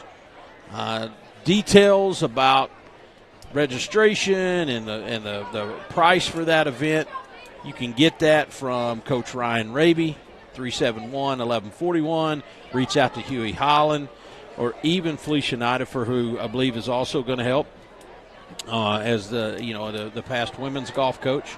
But I encourage you to attend that. Also some sponsorship opportunities available. This is pretty cool, George, because they're selling at each tee box. They're selling a sponsorship where you can be put on the digital sign inside the golf cart, advertise your business or your institution, show your support for Franklin High School men's golf, and it's a really good price. I think it's $75 to $100 there, something in that neighborhood, to get on that digital sign. If you're interested, reach out to me. You can do that through Facebook Messenger or Instagram or anything, or Ryan Raby. Either one, let us know. But again, November 10th, Trillium Men's Golf, Franklin High School fundraiser. We'd love to have you. Looks like they're going to hopefully help Logan Deal up. Give a round of applause for Logan Deal. And he is in some considerable pain as he comes off the field. Logan is in pain, and he is clutching that left shoulder, and holding his eyes. You hope that's not a break. Could be a separation. Could be a lot of things. Logan has really played well this season. So the Mustangs will punt it away as Cantrell drops deep to receive for the Panthers. Punt is away by Sawyer Snyder, and Wyatt Cantrell will catch it at the 27. And that's what the Panthers take over first down and 10. I still say it's one of the toughest things to do in all of football. Catch a punt where the stadium is silent and you've got 3 or 4 knuckleheads from the other team buzzing around you, probably talking about your mom and your sister and everything else in the world, and you've got to hang on and grit your teeth. Because in the back of your head, you're thinking this is normal where people get hit, right? So great job there. And if you don't make the catch, then it's most likely a turnover. Bradley drops, scans, fires it out of bounds. Yeah, we Mike Wood, we always, we joke. We talk about, man, why didn't you catch that and return it? Not on that particular play, but on others, why didn't you catch it and return it? And Mike Wood reminds us, hey, guys, I tell you, it's easy when you're a kid to get gun shy, because if you muff that, man, the whole world is on your head. The consequences are dire. So high-level concentration needed there. And, of course, Wyatt Cantrell, great hands. He's the guy to do it. 5:01 left in the third. Panthers down a couple of points after scoring and failing on the 2-point conversion earlier here in the third quarter. Wyatt Cantrell gets the handoff. There was some confusion. Just did not look good, and it's going to be a big loss as Cantrell is slung down behind the 20-yard line. They're going to mark forward progress at the 20. Yeah, that was just a disaster here. Let's see who it was. Nickerson fills up and cuts the path off there for Wyatt. And Wyatt was behind before that play ever started. Ticking towards 4.5 left, 3rd and 17. Cantrell going to go in motion once again. Bradley grabs that shotgun snap. Trying to set up a screen, almost picked off. Boy, we got lucky there because we were not fooling number 79. He literally looked like he was sitting there playing. There's one of two things happen. He's either too lazy to pursue, or Donnie Hebenstreet knew what was coming, and he just about made his football career as a defensive lineman with an interception. Big play here. Got to have a good snap. Will Sinclair that's going to punt it. He's going to angle it. Hits at the 50. Takes a nice Panther roll. Nice. Out of bounds at the 45. 46-yard line. About a 34-yard punt from the line of scrimmage to the point. That's he didn't catch it clean, but we did get the benefit of a nice roll. 4 minutes, 11 seconds left in the third. Glad you're with us. Past 9 o'clock now. George Young alongside Byron McClure. Mike Wood not with us tonight. He's recovering from his recent surgery. Watching tonight. We miss you, man. Clinton Taylor, executive producer. Philip and Christine on cameras tonight as the Mustangs take over at their own 46. Jones hands off. That's McNeely. And McNeely in the pile to about the 48. It's clear, George, what level of energy Mike brings to our broadcast. Oh, yeah. Here. Yeah. And he's the guy that at a younger age would have just kept us in trouble, right? He's the party starter, the life of the party. My man, Mike Wood. 2nd down and 7 after the 3-yard gain for McNeely. Would my sister call him the hype man? But I think my sister called him the hype man. Well, I'll have to agree. Jones under center. Hands, flags. Flag on the play. It's going to be a false start on the offense. False start going against the Smoky Mountain Mustangs. That'll back them up. 2nd down and 12.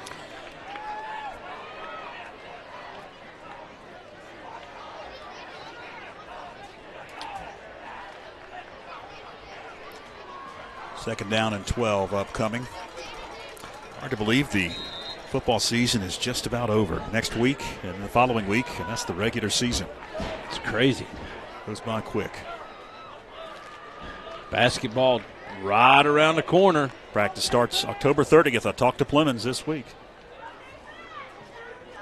Jones under center on second and 12. Hands to Johnson. And Aiden Johnson able to poke his way to about the 49. He's going to bring up third and long now. Third down and about 6 yards to go. 2 minutes, 47 seconds as that clock continues to roll. Tied ball game. It's going to be an interesting fourth quarter. Fans, we need that defense one more time.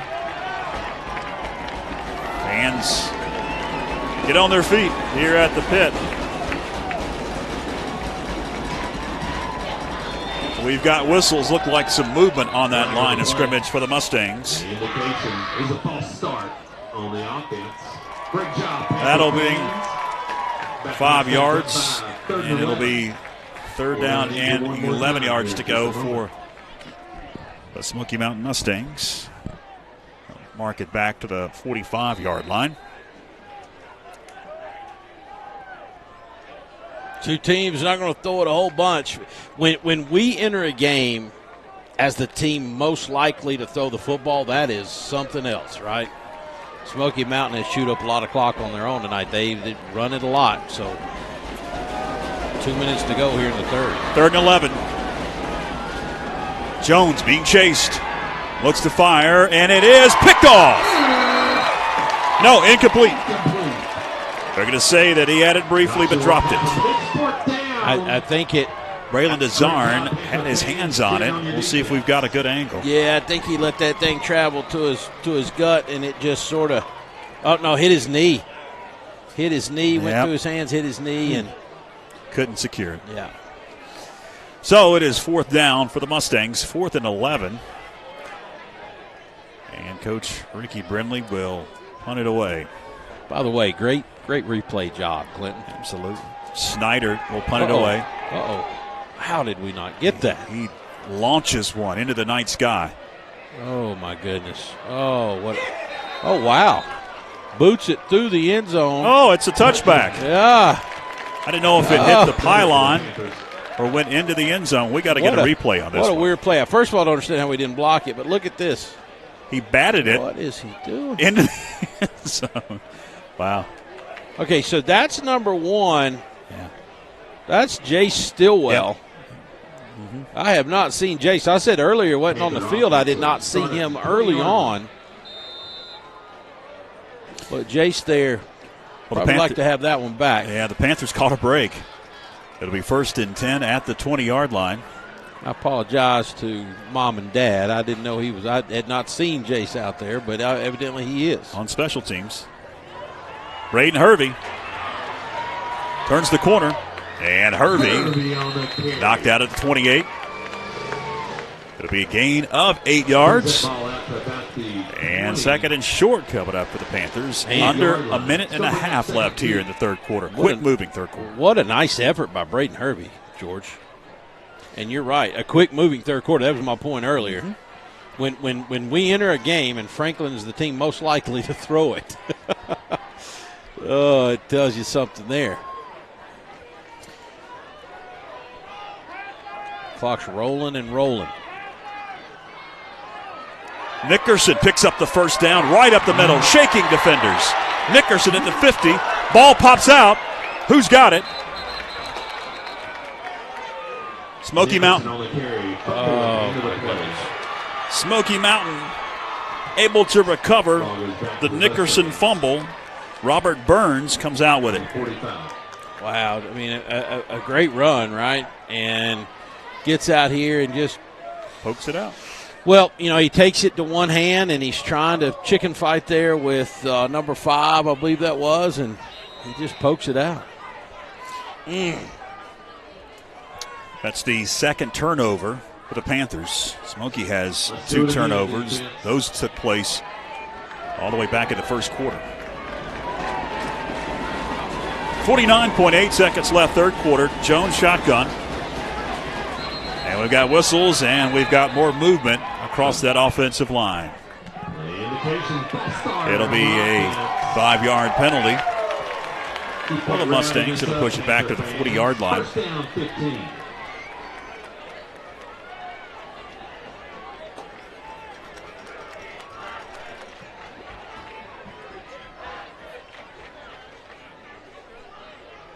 Shout out to Bobby Wallace listening tonight. Bobby put down the guitar long enough to watch Panther football. He could be playing and watching. He could be playing and watching. I mean, hopefully he'll play me a Waylon song here. First and 15. Jones takes off. Able to weave his way in traffic to the 46. That'll keep the clock ticking. Bring up a second and about 8. So gain of 7 for Jones on the quarterback keep.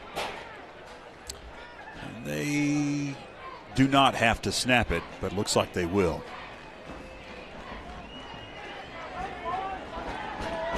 Second and 8, down to 15 on the game clock, third quarter. They may not snap it. And it looks like Coach Brindley is saying, don't snap it.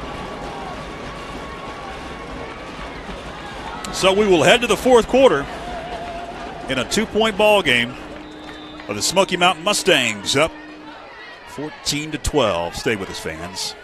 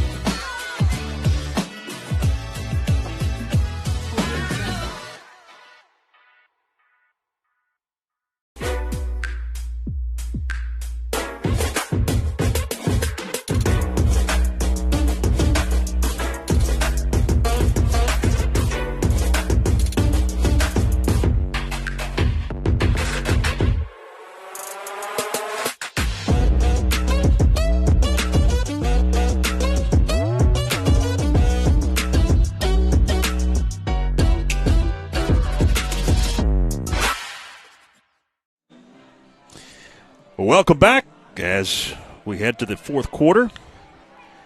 George Young alongside Byron McClure, Clinton Taylor, executive producer, and a cast of thousands across this great land of ours and overseas on YouTube and Facebook of the Franklin Panther Sports Network. Second down and 8 for the Mustangs. Jones is going to take off. Jones has the first down. I said that, but they're going to mark him back. It's right at the line to gain. It's like he got right there, George, right, and sort of went backwards. Yeah. He held up briefly. I thought he was going to fall forward. Right here, he held up. And the Panthers able to find Jarek Jones and push him back. And I think they're going to give him the first down. Give him the first down, yeah. They'll mark it right at the 45. That'll move the sticks. Keep the clock ticking. We're down to 11:40 left in this ball game. It's been 14-12 since the third quarter. Panthers put a late field goal on the board to end the second quarter. Fumble. Ball is on the carpet. Braden Hervey. Only in a rivalry. Only in a rivalry, right? Only in this game that has seen some of the craziest twists and turns. Do you have a play like that? And Braden Hervey, maybe he just needed rest. I got to be honest with you, Braden. You look like 3 times faster than you did when I saw you. He really does. In August. Watch this. No, 15. That's my ball. I'm going to pick it up. I'm not going to just jump on it. I'm going to pick it up, and I'm going to outrun everybody. Man, what a play. And the kick is up and good. They attempted the point after. 19-14, your new score. After the scoop and score by Braden Hervey. Panther fans are going nuts on this near side. We're going nuts. And I realized I cut in on your play call, and I turned and looked at George, and for the first time, Mr. Professional George Young is sitting here. He's looking around like, is this really happening? Did this just happen? I leaned myself up against the wall and just took it in. I did. Because everybody can see what's going on. We knew it was Braden Hervey. We've got signs now in our way. We have umbrellas and now signs. It's almost like college game day. We're gonna need some bouncers. We're gonna need some bouncers. I think it's time we turn the cameras to people and publicly shame them. No, man, what a play! What a turn of events, and the Nickerson fumble on the previous. When we had the ball there previously. Coughs it up, and I'm thinking, oh, my God, are we going to get a chance again? And on a night where I don't know how many – between the actual real turnovers and the freakish turnover on down plays, man, what a night of exchanges. And it's not like it's really wet out here, right? Just mishaps. Will Sinclair going to kick it off. He's going to angle it, and it's not going to go into the end zone. Going to be picked up at the goal line by Damari Williams. Williams shaking and baking at the 20. Damari Williams to the 33-yard line. Well, nice return by Williams. And again, let me say right there, that's a 12-yard difference, right? And that ball was going in the end zone. Here's the difference. And this is exactly what I do from Ricky Brindley. I'm saying, son, you go over there and you make your best attempt at catching that football, and you return it. So he did. He's on the 33. Again, that's a 13-yard difference. Yeah, I'm sure the special teams coaches for Smoky just told Williams, put your heels on the 1-yard line and see if you can catch it. If it goes through your hands, it's a touchback. It's in the end zone. And he was able to secure it at the 1 and get a 33-yard return. Quarterback Jones, the 36-yard line, right up the middle. Gains about 2, maybe 3 yards. Say a 2-yard gain. That'll bring up 2nd and 8. Lance Parker, the freshman, man, I'm so glad to see Lance in there playing. Big tackle there. But you go back to that play, and I mean, let's face it, we're talking about two offenses that, for all intents and purposes, are pretty anemic. They're averaging 11 points a game between them on average. And 12 to 15 yards matters on where you start. On 2nd down, Jones just going to run it. Has some blockers. Close to the line to gain. I believe he got enough. Looks like he will. Out of bounds at the 44. That'll be enough for Smoky Mountain Mustang first down. A gain of 9 for Jarek Jones. And again, it's still just a one-score game here at 19-14. So they've got the clock still running. He did not make it out of bounds. He said that he got the first down, but they'll keep it rolling. Looking it back at the 44. Out of the eye, Jones, hands, McNeely. And McNeely able to push forward to the 47. Gains about 3. That's Isaiah McNeely. Senior running back, Coach Brindley, and the Smoky Mountain Mustangs. If you just joined us, the Panthers have lost 4 out of the last 5 to the Mustangs, as Smoky has won 2 straight in this rivalry. Between 2008 and 2017, Franklin won 10 straight. But since then, it's been dominated by the Mustangs. Pitch going to go to McNeely. And McNeely tiptoes the sideline out of bounds at about the 45. That'll be enough for another Smoky Mountain first down. Just strings it out there to the right side, gets pushed out, but not before he gets another Mustang first down and across midfield into Panther territory. Ball spotted right around the 46. These two teams slugged it out tonight. I can tell you it's been a fun game. Yeah, it has. A lot of mistakes. Turnovers, I believe we have combined 5 now. 3 for Smoky and 2 for the Panthers, not including some special teams issues for the Panthers. Quick handoff. Johnson going nowhere. Pushed back at the line of scrimmage. Aiden Johnson not able to gain a yard. There again, Avery Carpenter he shoots the gap and blows that play up. You know, Avery gives up. Look at it right there on film. Love Avery to death. Avery gives up a lot of size as a lineman. I think that's pretty evident by that picture. But that allows him to sliver in, shoot those gaps. He has tonight. Kudos to 56. He's played a really good game and possibly better suited to play that than he was linebacker. Hand off to McNeely right up the middle. McNeely tripped at the line of scrimmage, falls forward down to the 41. Nickerson got his big paw in there, able to trip him up. So it's going to bring up a third down, about 5 for the Mustangs as we tick under 8 minutes left here in this Battle of Cowie Mountain. Oh, buckle it up right here. Let's see. Buckle up the chin strap. Let's put them in a position to have to make a tough call on fourth down. Jones barked at the line of scrimmage. 20 on the play clock. Got plenty of time. And looked at the far side.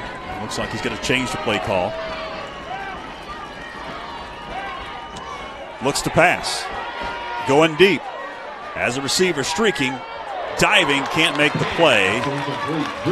As trying to dive and make that play, Jay Stillwell at about the 5-yard line. It'll bring up fourth down. And that was close. That was really close play. It's good to see Jace out here playing. I didn't think he was playing earlier. He had a couple more inches. He would have caught this one. Look at this. Man, nice replay. Oh, just right over the outstretched hands. Lucky for us, he didn't make it. And now we put him in that fourth down position I was talking about. And Coach Brindley. This is in the area. Better. Watch out. Yeah, watch out for something funky here. Yeah, I was about to say. Snyder is thought about it, and he's going to punt it. Sawyer Snyder. It looked like he wanted to cock back and throw that. Then he decided he was going to punt it, and it goes out of bounds, at about the 23, 24-yard line. Let's see here. I think he almost got it blocked, and so I think he had to take an angle. Okay. I don't know if that was Caden Martini or who that was coming in there. It looked like it was 25 Caden Martini, but nonetheless, put a lot of pressure. And might have got a hand on that. I couldn't tell. So the Panthers get the football back at the 24 of their very own with 7:29 left, fourth quarter. Man, it's ground and pound time, guys. Right here. 3 or 4 yards of play. Hervey with it. Hervey fights forward. No gain. Going to bring up second down. And 10 yards to go. Clock now will start to roll. And we'll see if this football goes in the air, here in the fourth quarter. Yeah, I would imagine if it does for the team with the lead right here being the Franklin Panthers, it's going to be in our really low-risk category of, throwing out to the back out of the backfield or maybe a quick, but we're going to have to be put in a position to do that. We're still going to try to run the football, I believe, if we can. On second down, it's Hervey. Hervey on the carry. And he is going to be 2 yards shy of the first down. Mark it up at the 32. It'll be third and short for the Panthers. And this is what you want if you're Josh Brooks. No doubt. Watch Braden right here. You can tell he's getting tired, but he makes a guy miss right there and is able to extend that out for another 3 yards afterwards. He's showing some signs of fatigue. What a awesome comeback for a kid. It's been on the shelf for a while now with a broken collarbone. Hervey, first down. Up to the 37-yard line. That'll move the sticks and keep that clock rolling. Down to 6:02 left here in the fourth quarter of action, the Battle of Cowie Mountain.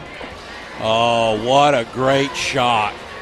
I love it. I'm going to be honest with you. I'm going to love it. That nice run by Hervey here, and he's struggling.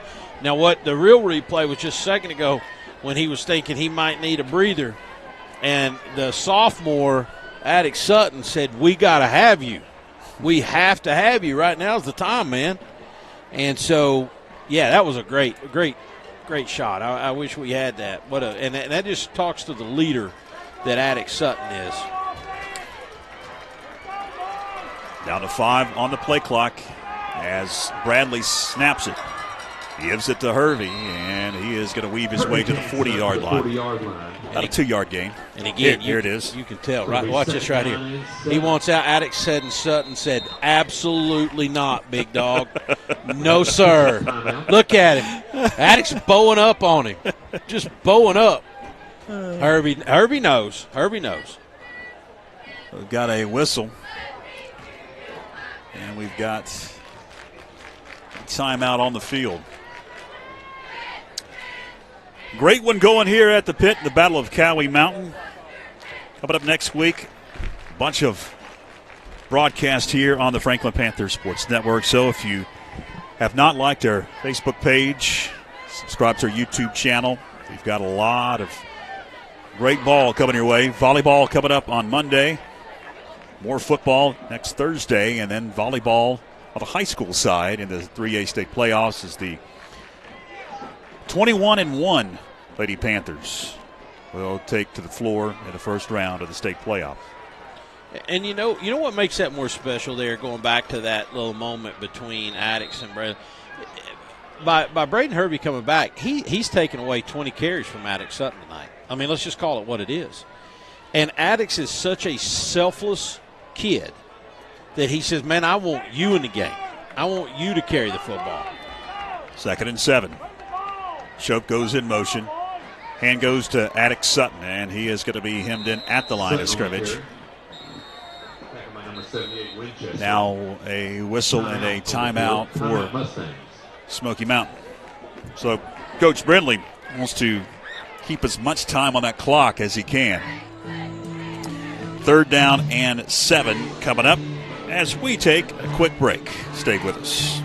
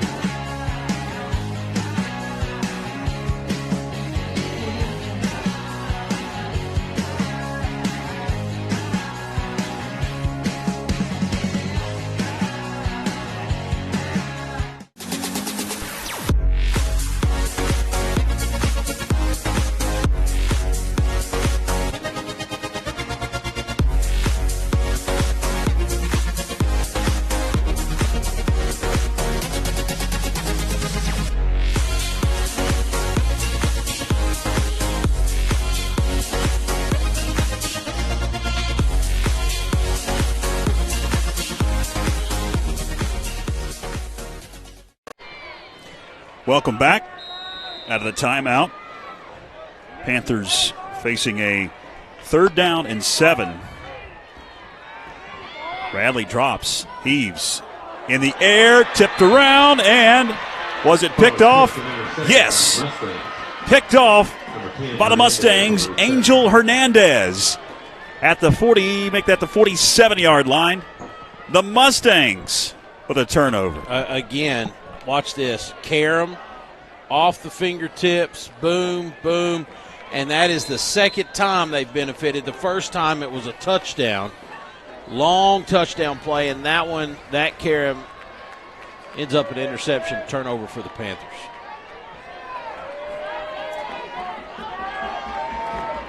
Jones, shotgun. He's going to drop back. He's going to look to fire. Has a receiver. Stillwell had it and dropped it on the far side. I'm not so sure he didn't catch that and it was knocked away. It might have been. Maybe Braylon DeZarn poked it out. Let's see if we can see on the replay here. Comes into the base juggling and poked it out. He didn't really have it completely, but probably a good chance until Braylon DeZarn goes in there and pokes it out. Great job, number 4, the junior, Braylon DeZarn. Once again, our second 50-50 winner. Man, just the crazy plays. Another Karam off fingertip interception.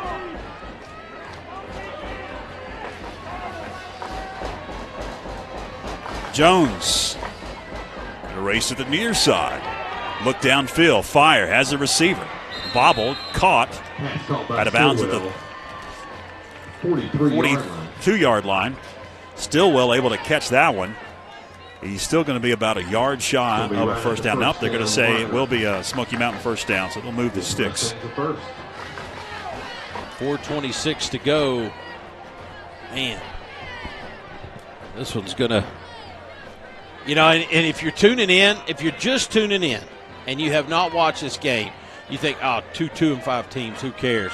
Go back and watch this. It's been fun. It's been a crazy football game.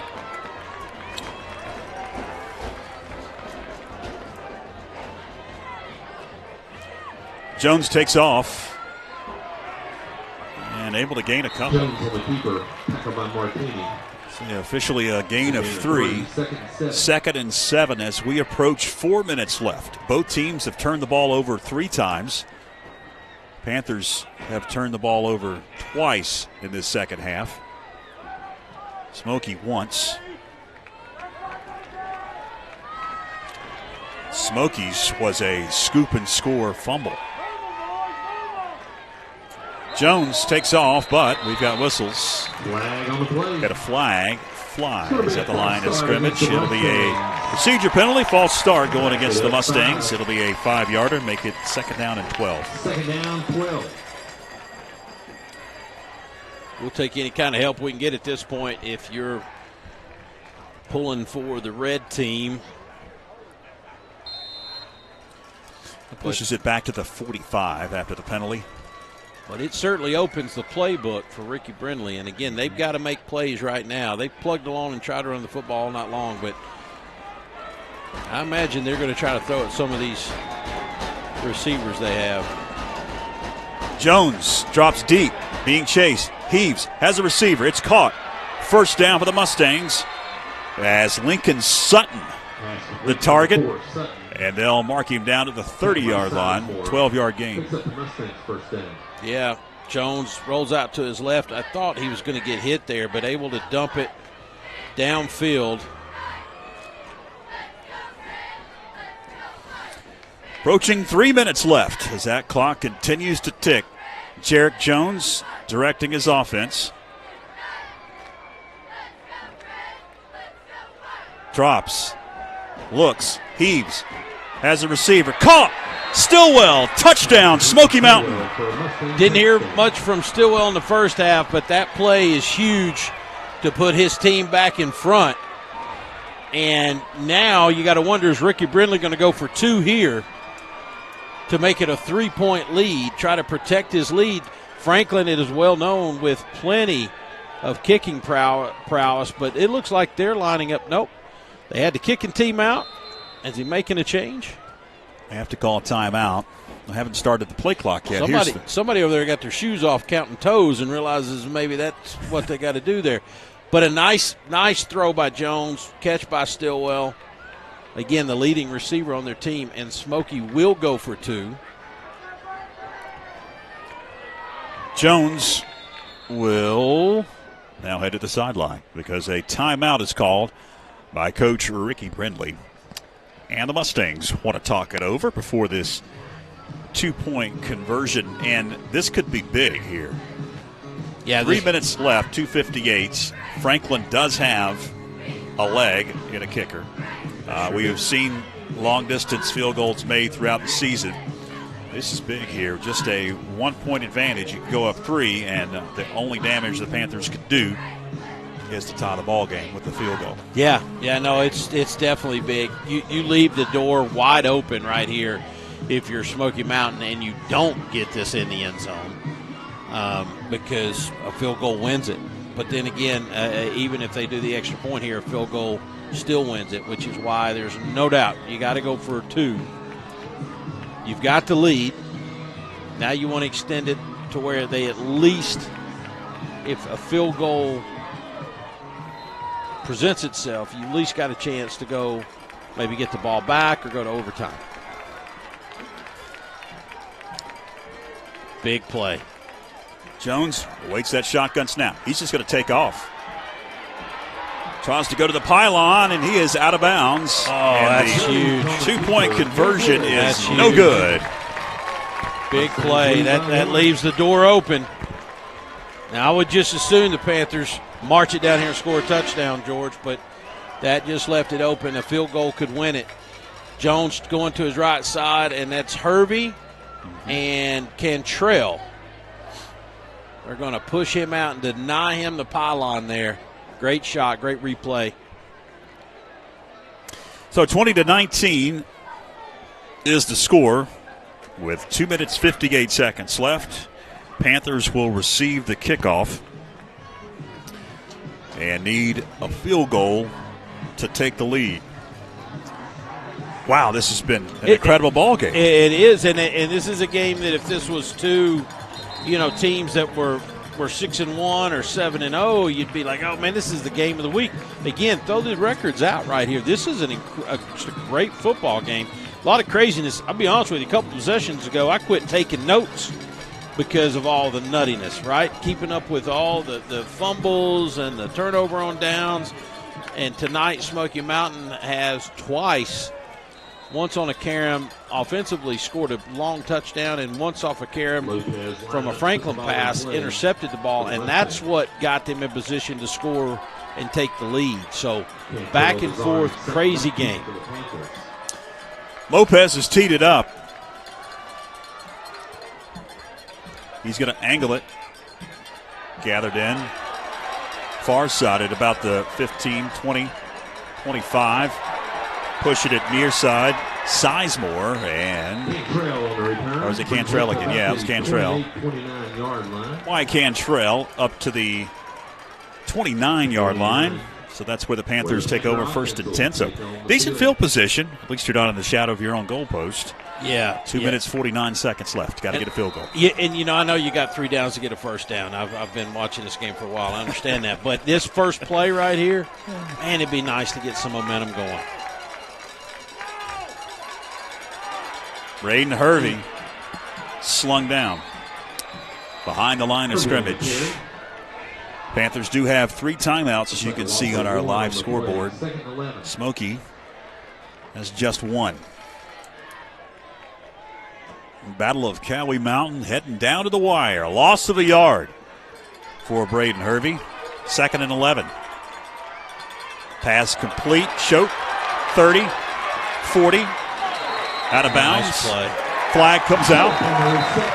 Yeah, They'll tack on 15 more.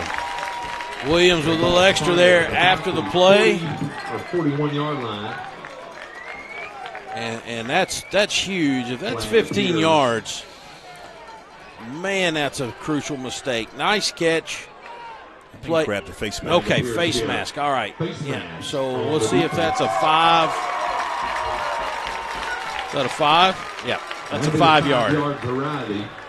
Yeah, excuse me. That's a 5-yarder. Excuse me, 5-yarder, but still puts us on the 46.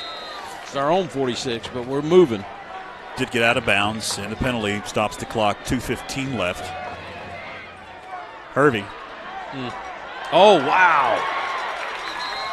Man, 2 Smoky Mountain defenders sitting right in the hole, staring Hervey down, and he cuts it back on his right foot and gets, what, George, is that 5 or 6 yards? It's like 7 yards.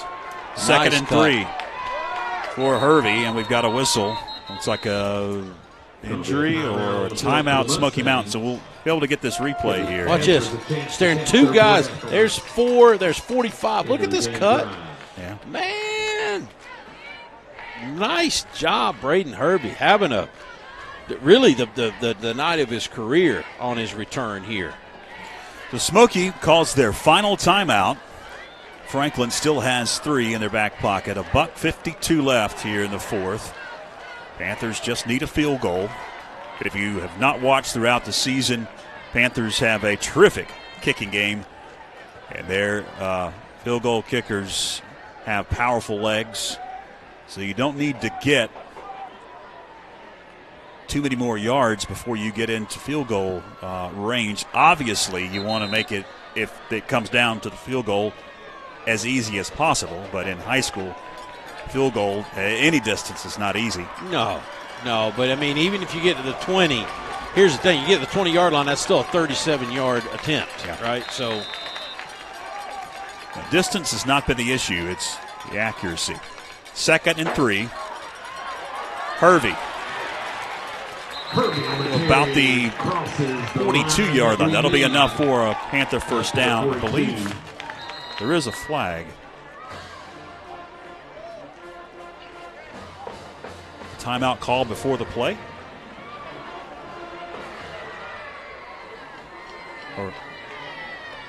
Okay, so timeout after the play was a first down. The official kind of signaled right back at the line of scrimmage like it took place before the play, but it's going to be a first down for the Panthers at the 42. They'll stop the clock. Minute 42 left. Panthers now have 2 timeouts left. Yeah, and even, again, just to do quick math for you home, if you see the ball sitting there on the 42, if the camera pans to the left, if you look down there at about the 25, you see the difference of 17 yards, 25. That's still a 42-yard field goal. Certainly within the range for these guys, but also, let me say, that's a big kick in a high school football game, especially when it's to win a football game. So, out of the timeout, 1st and 10. Hervey, nothing. Hervey on the carry gets back to the line of scrimmage. That'll bring up 2nd down and 10 as we approach 90 seconds left. Again, if you just joined us, the Panthers have lost 2 straight in this rivalry and 4 out of the last 5. Clock ticking. Bradley fires it far side and nobody home. It's going to bring up a 3rd down and long. 3rd down and about 9. Boy, that was a mix-up. And I don't know on who, but that was a mix-up because defense playing back, playing some zone back there, and then plenty of room to throw that underneath. And Ashton zigged when Brock zagged. So Bradley fires. Incomplete. Desarn was the intended receiver, so it's going to come down to 4th down and 10 yards to go. With a minute 10 left in the 4th quarter. Yeah, those 2 incompletions, boy, that happened fast. And here the Panther offense really with a game they fought their guts out for. This is it right here. Bradley, deep drop. Fires, nobody home.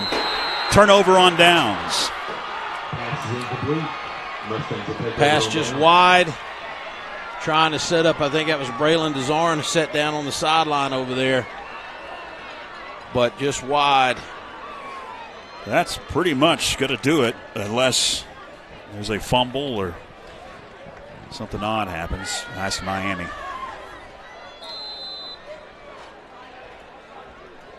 Yep, just wide of the play there. And Coach Brindley and the Mustangs will set up here in the victory formation. Panthers do have 2 timeouts, so Jones again, it's just math at this point. Yeah. I'll use the timeout at some point, or maybe not. Hey, listen, I do want to take a second to say hello out there to Mr. Caden Conlon. He's home on leave from the Air Force. He's stationed in Okinawa, but watching this broadcast, of course, pulling for his Mustangs tonight. Hello to Caden. Comes from a great family, Mark and Sharon Conlon over there. Hope everybody's doing good. Thank you for your service, Caden.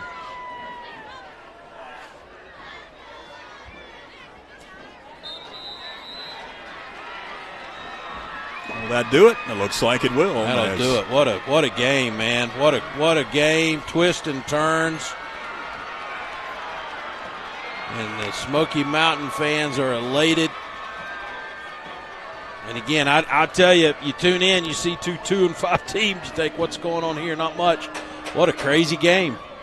20-19, the final in the Battle of Cowie Mountain, as Franklin, with that loss, is guaranteed only their third losing season over the past 23.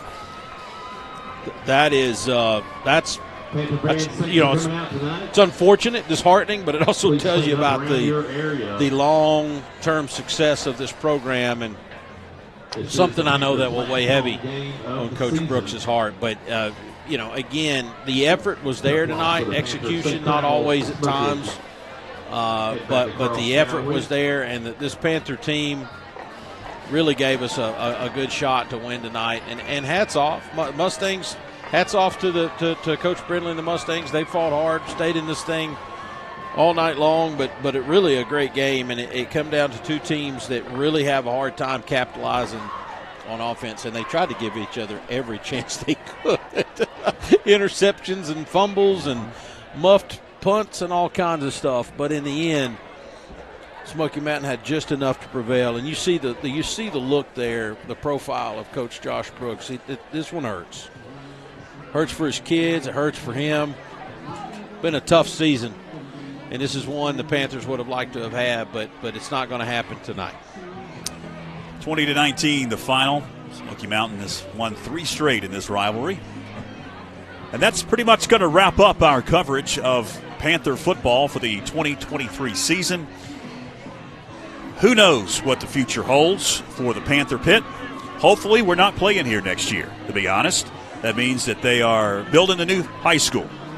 But I'm not going to bet on anything at this point in time. So we may see you back here in 2024 at the Pit, but we will see you in the near future here on the Franklin Panther Sports Network. Thanks to Philip and Christine on cameras tonight, and also to Clinton Taylor, our executive producer. I want to thank you, Byron McClure, and Mike Wood, joined us a couple of weeks back for providing fantastic commentary throughout the season. And for all involved, I'm George Young. Until next time, so long, everybody. The FHS Athlete of the Month is sponsored by the First Citizens Bank and Corbin Dental. First Citizens has been helping families and businesses make more of their finances for over 100 years. Corbin Dental is a locally owned dental practice providing comprehensive and advanced dental care in Franklin. The October 2023 Athlete of the Month is Logan Russo, men's cross country.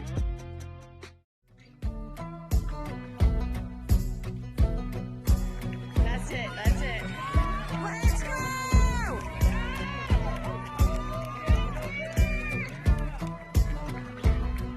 Hi, my name's Logan Russo. I'm a senior at Franklin High School, and I run cross country and track, and I just broke the 5K school record with a time of 15:32. Breaking the school record was quite a big thing for me, even though it didn't feel like it.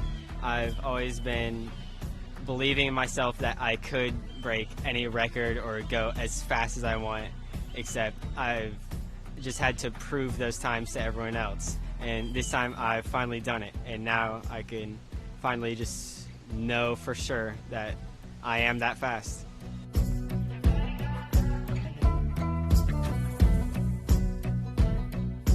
My plans after high school are to run a lot more in college. I'm looking to go into D1 level schools, or at least very high D2 levels. And education-wise, I'm going to try and look for environmental sciences.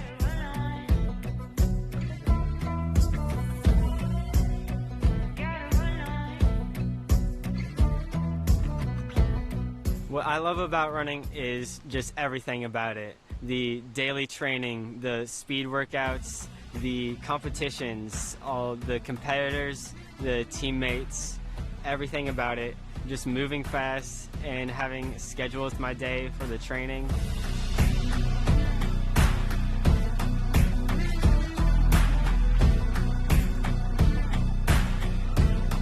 For anyone who's new to running or just gotten into it, the best advice is to just keep on going at it and being consistent, doing the training every single day, even though it's going to feel bad. it's going to feel a lot better when you compete and do something great.